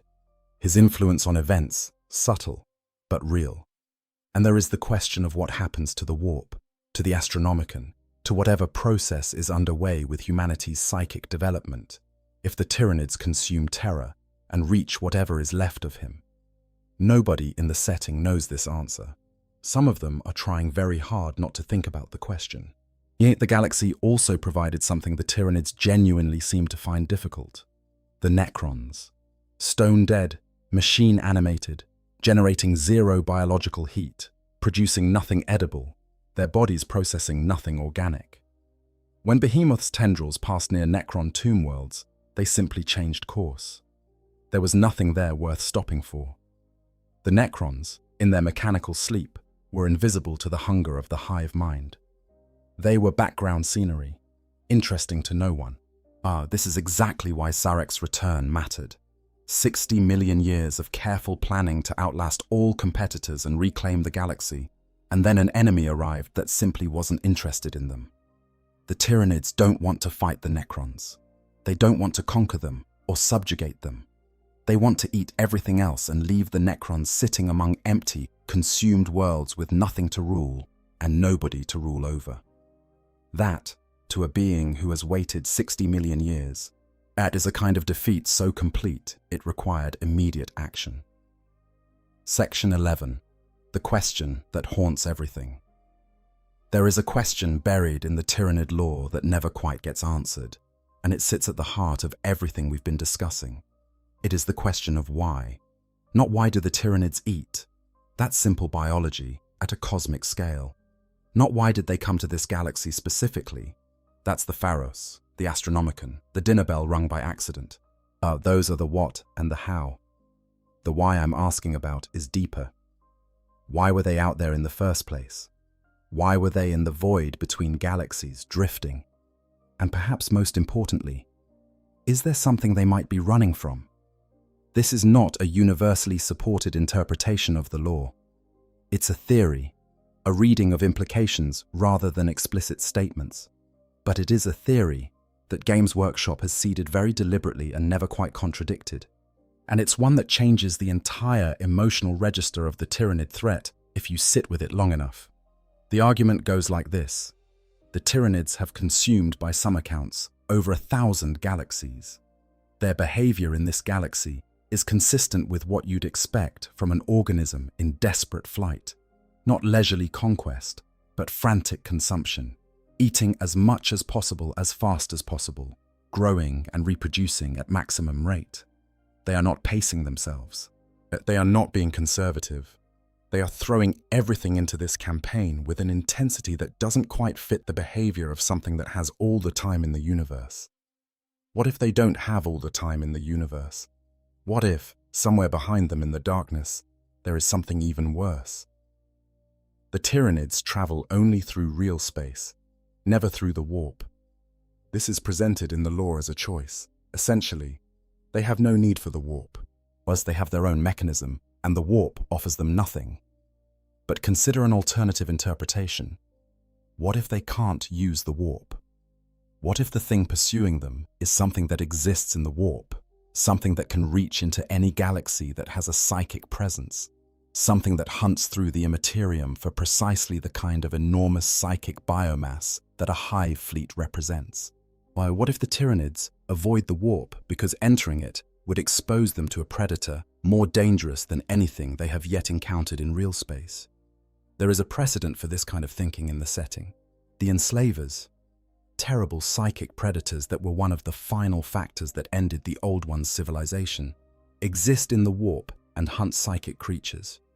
They are dormant, mostly, in the 41st millennium, but they exist. The idea of psychic predators is not foreign to the setting. And the behavior of the Tyranids, when you look at it as a whole, is more consistent with flight than with unhurried conquest. They arrived here with urgency. They adapt constantly, frantically, driven by a compulsion to overcome resistance that seems to go beyond simple evolutionary advantage. They are not exploring. They are not being methodical. They are consuming and moving, in a pattern that looks less like the behavior of something at the top of the food chain and more like the behavior of something that needs to grow as fast as possible before something catches up to it. This may be speculation. The law does not definitively confirm a pursuer, but it never definitively denies one either. And the more you look at the details of Tyranid behavior, the urgency, the waste-nothing approach, the constant and frantic reproduction, the more the theory holds a kind of terrible logic. If this is true, then the Milky Way doesn't just face the Tyranids, it faces them as a kind of shockwave, the leading edge of something fleeing from something else. And if whatever drove the Tyranids into flight eventually follows them across the void, the galaxy will face something that made the Great Devourer run. There is also the question of the hive mind's relationship to what it finds. When the Tyranids encounter new psychic phenomena, they do not always simply destroy them. Sometimes they adapt, incorporate, respond. Hive Fleet Cronus's specific adaptation to deal with chaos suggests that the hive mind was capable of recognizing chaos as a threat to its food supply and engineering a response. The evolution of the shadow in the warp's intensity in certain fleets suggests active, responsive tuning of the hive mind's psychic output. The hive mind is not just an eating machine. It is an extraordinarily sophisticated intelligence, responding in real time to an environment it had never encountered before. And that intelligence has been encountering genuinely novel problems. Every other galaxy the Tyranids consumed presumably had life, had minds, had resistance of some kind. But the resistance those galaxies offered was biological and physical. It was the resistance of organisms that didn't want to die, fighting with whatever tools evolution had provided. As it was not the resistance of a dimension full of actively malevolent gods who have a vested interest in keeping life alive. It was not the resistance of a species whose king spent 60 million years building the specific tools needed to fight a threat of exactly this kind. It was not the resistance of a god emperor whose dying radiance has, potentially, been the single most important factor in keeping the invasion from overwhelming the galaxy in the first century after its arrival. The hive mind is adapting. That is what it does. Every defeat teaches it. Every resistant organism is catalogued. The adaptations that Hive Fleet Behemoth forced from the Ultramarines at Macragge were noted, encoded, and factored into the construction of Kraken a generation later. The adaptations that stopped Kraken were noted, encoded, and factored into the construction of Leviathan. The war is not static, as it is a dialogue between a species trying to survive and an intelligence trying to eat it, and each generation of fleets represents the hive mind's current best answer to everything it has learned so far. The problem for the galaxy is that the hive mind is very, very old, and it has done this before, and the sample size of galaxies it has processed is enormous. It has encountered every major type of biological resistance life can produce. The novel elements in this galaxy, Chaos, the Emperor, or the Necrons, the Orc Gestalt, are truly novel to it, and it has been genuinely slowed by the challenge of incorporating them. But the hive mind is not an entity that gives up. It has no self-preservation instinct that would tell it when a meal isn't worth the effort. It has no capacity for the assessment that this particular galaxy is too costly to consume. It has only hunger, and hunger persists. What does it make of the Emperor? Of the Chaos Gods? Of the Eldar whispering through the warp? Or of the Orc Gestalt bellowing in a register the hive mind must find deeply alien? We don't know. The hive mind doesn't communicate in terms that allow for those answers. But the direction of the fleet suggests that whatever the hive mind has concluded about this galaxy, it has decided that the priority target is the largest psychic source at the center of it. Every fleet that has entered the galaxy, mapped against the galaxy's geography, is heading toward Terra. While they are all heading toward the Emperor, whether they want to consume him, or silence him, or find him, or reach whatever it is that burns that bright and that persistent, that too is unanswered. Section 12. The Great Devourer is still coming. Let's be clear about one thing that often gets lost in the summary of Tyrannic War victories, and the general tone of heroic resistance that characterizes the Imperium's narrative about itself. The Tyranids have not been stopped. But the First Tyrannic War ended in Imperial victory. Behemoth was destroyed. But the cost was an entire chapter company of Space Marines, a century of impaired ultramarine strength, and the consumption of Prandium and dozens of other worlds. The Second Tyrannic War ended in the defeat and fragmentation of Kraken. But Ayandan nearly died. The scythes of the Emperor were all but annihilated, alongside their homeworld of Sotha, which was eaten by Kraken. What the very world that had summoned the invasion to begin with, in a grimly poetic erasure of evidence. And the splinter fleets of Kraken continue to prey on worlds to this day, regrouping and growing and waiting. The Third Tyrannic War produced the Octarius conflict, which grew into one of the most sustained and destructive wars in recent galactic history, and ended with Leviathan significantly damaged but not destroyed, and with both Orcs and Tyranids emerging from the conflict more dangerous than they went in. Leviathan is not defeated, it is ongoing. The Fourth Tyrannic War is happening now, in the current timeline of the setting, with Leviathan's 3 new tendrils, Nautilon, Promether, Grandillus, pushing through the Western Galaxy, while every other defender is looking in other directions. The Fourth Tyrannic War's outcome is unwritten, and all of this, everything that has happened across 4 Tyrannic Wars and the defeats of multiple major fleets, represents only a portion of what is coming.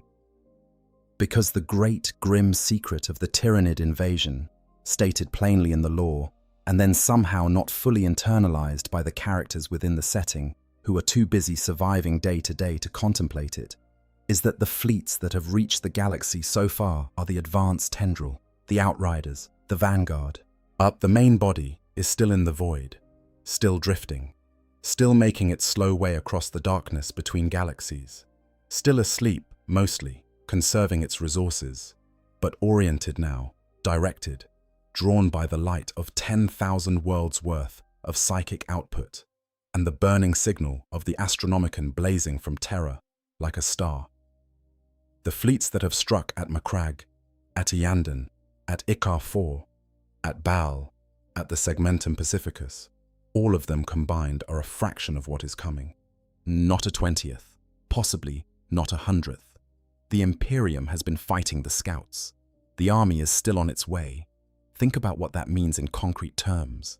The forces that consumed Prandium, that killed every Ultramarine in Terminator armor at the Polar Fortress, that nearly ended the Eldar race at Ayandan, that required a Primarch and a demonic intervention to stop at Baal, all of that was the advance guard. All of that was the fraction that arrived first. Mas built from whatever biological material was available during the crossing, not yet at full strength, not yet incorporating the full genetic library that the main body carries with it. The main body has been consuming the galaxy for longer, processing more biomass, producing more specialized organisms, and it is orders of magnitude larger. When the main fleet arrives, if it arrives, as if the current defense cannot somehow destroy or redirect the advance elements in a way that prevents the main body from following, the galaxy's defenders will face something that dwarfs everything they have encountered so far, the way a thunderstorm dwarfs a puddle. Against this, the galaxy's defenders are doing what they can. The Primaris Space Marines introduced by the Indomitus Crusade represent a genuine advancement, bigger, stronger, more versatile than their predecessors, and produced at a rate the Imperium has never achieved before. The Death Watch, specializing in Xenos hunting, has libraries full of Tyrannic War experience stretching back to Macragge, and the lessons learned there have been continuously refined. The Tyrannic War veterans of the Ultramarines and their allied chapters have trained thousands of warriors in the specific disciplines of anti-Tyranid warfare. there is also a body of knowledge developing among Imperial scholars, still highly classified, still deeply uncomfortable for the institutions involved to acknowledge, about the psychological dimension of Tyranid warfare. The way isolated populations break before the invasion physically arrives. The way the shadow in the warp strips away not just communication, but hope. Because hope in the Imperium of man is built on faith in the Emperor's light, and when that light goes dark, the faith cracks too. Understanding this is the first step toward building resistance to it. Teaching populations what the silence means, and that the silence is not the end, just a condition to be endured until communications are restored. This has been a quiet priority of certain progressive elements in the ecclesiarchy for decades. The Necrons, increasingly awake, are fighting their own war against the swarm in dozens of engagements that the Imperium is barely aware of.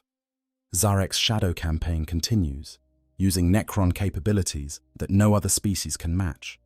Their ability to phase in and out of real space, to redirect Tyranid tendrils through subtle gravitational manipulation, to deny the swarm access to particularly rich feeding grounds, to bleed the Tyranid advance in ways that don't make it into Imperial records, but collectively slow the devouring.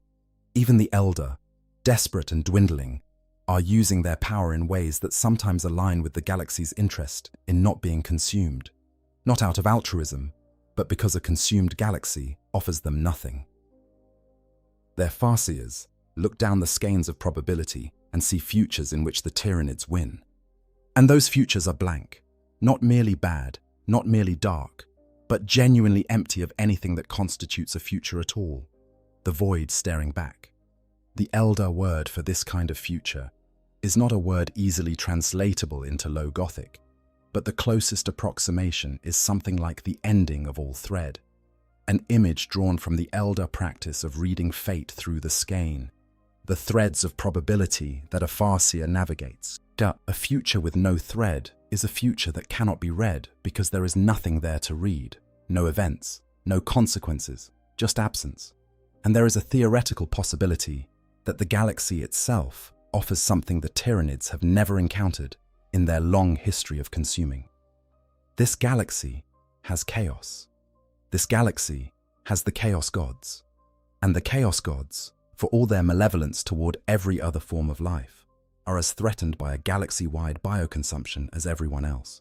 There is a scenario somewhere in the vast probability space that the Elder Farseers navigate, where the forces of chaos and the forces of order actually align enough to stand against the Tyranids. Not because of alliance, not because of goodwill, but because the alternative is oblivion, and even the Chaos Gods prefer existing to not existing. That scenario has never happened. In 10,000 years of documented Tyranid invasion, a no-chaos warband has voluntarily fought beside an Imperial force against the swarm.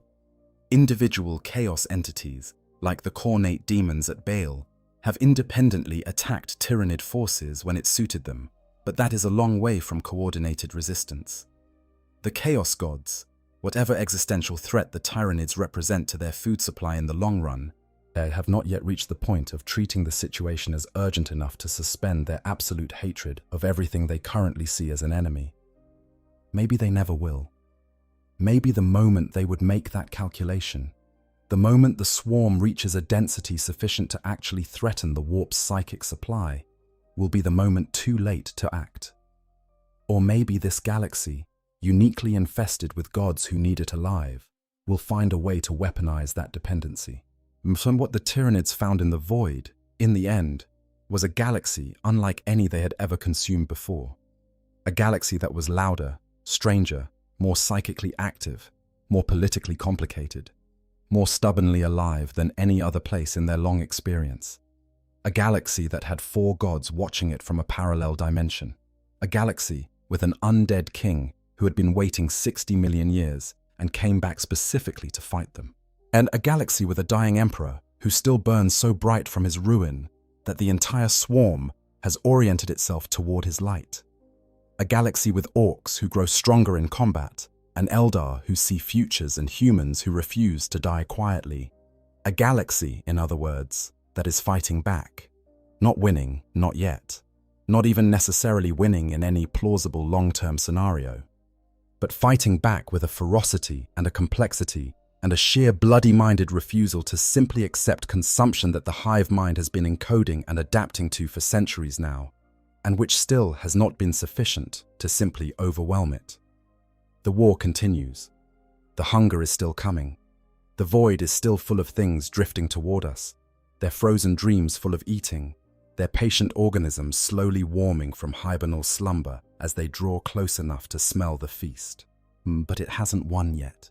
And in this galaxy, in this strange, impossible place that somehow has chaos gods and space marines and living metal pharaohs and ancient alien elves, all fighting over the same space, maybe that means something.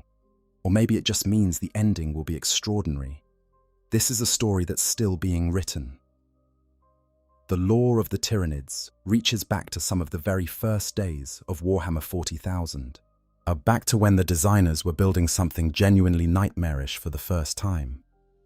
And what they built has grown stranger and more layered and more interesting with every passing decade, until what started as aliens that eat planets has become this remarkable meditation on what it means to face something that has no interest in you as anything except food. There's a line in Codex, Tyranids, that I keep coming back to. It's attributed to Inquisitor Bronislaw Chevak, speaking about the Tyranids at the Conclave of Har, and it goes something like this. There is a cancer eating at the Imperium. We call it the Tyranid race, but if it is aware of us at all, it must know us only as prey. Only as prey. Not as opponents, not as resistance, not even as obstacles, just as prey. Something to be consumed. Something whose capacity for suffering or resistance is entirely irrelevant to the entity doing the consuming, as the way an apple tree's arrangement of branches is irrelevant to the person picking its fruit. That is the horror of the Tyranids, not their power, though they are enormously powerful, not their numbers, though they are uncountable. It's the fundamental asymmetry of the relationship. They don't hate us, they don't fear us, they don't respect us. They simply eat, and we are simply food. And all the heroism and sacrifice and centuries of hard-won military doctrine in the galaxy's response to them, all of it amounts to a meal that is taking longer to finish than most. Unless it doesn't. Unless this galaxy, with all its chaos and its gods and its stubborn, inconvenient life, manages to be the exception. The first one in the Great Devourer's long history to send the swarm away, hungry. It's a long shot. In the grim darkness of the far future, most things are. But most things didn't have all this to fight with either. I hope you guys enjoyed the story. Make sure to hit the subscribe, like, share button, whatever you want. Give me some feedback if there's any. And yeah, sleep well.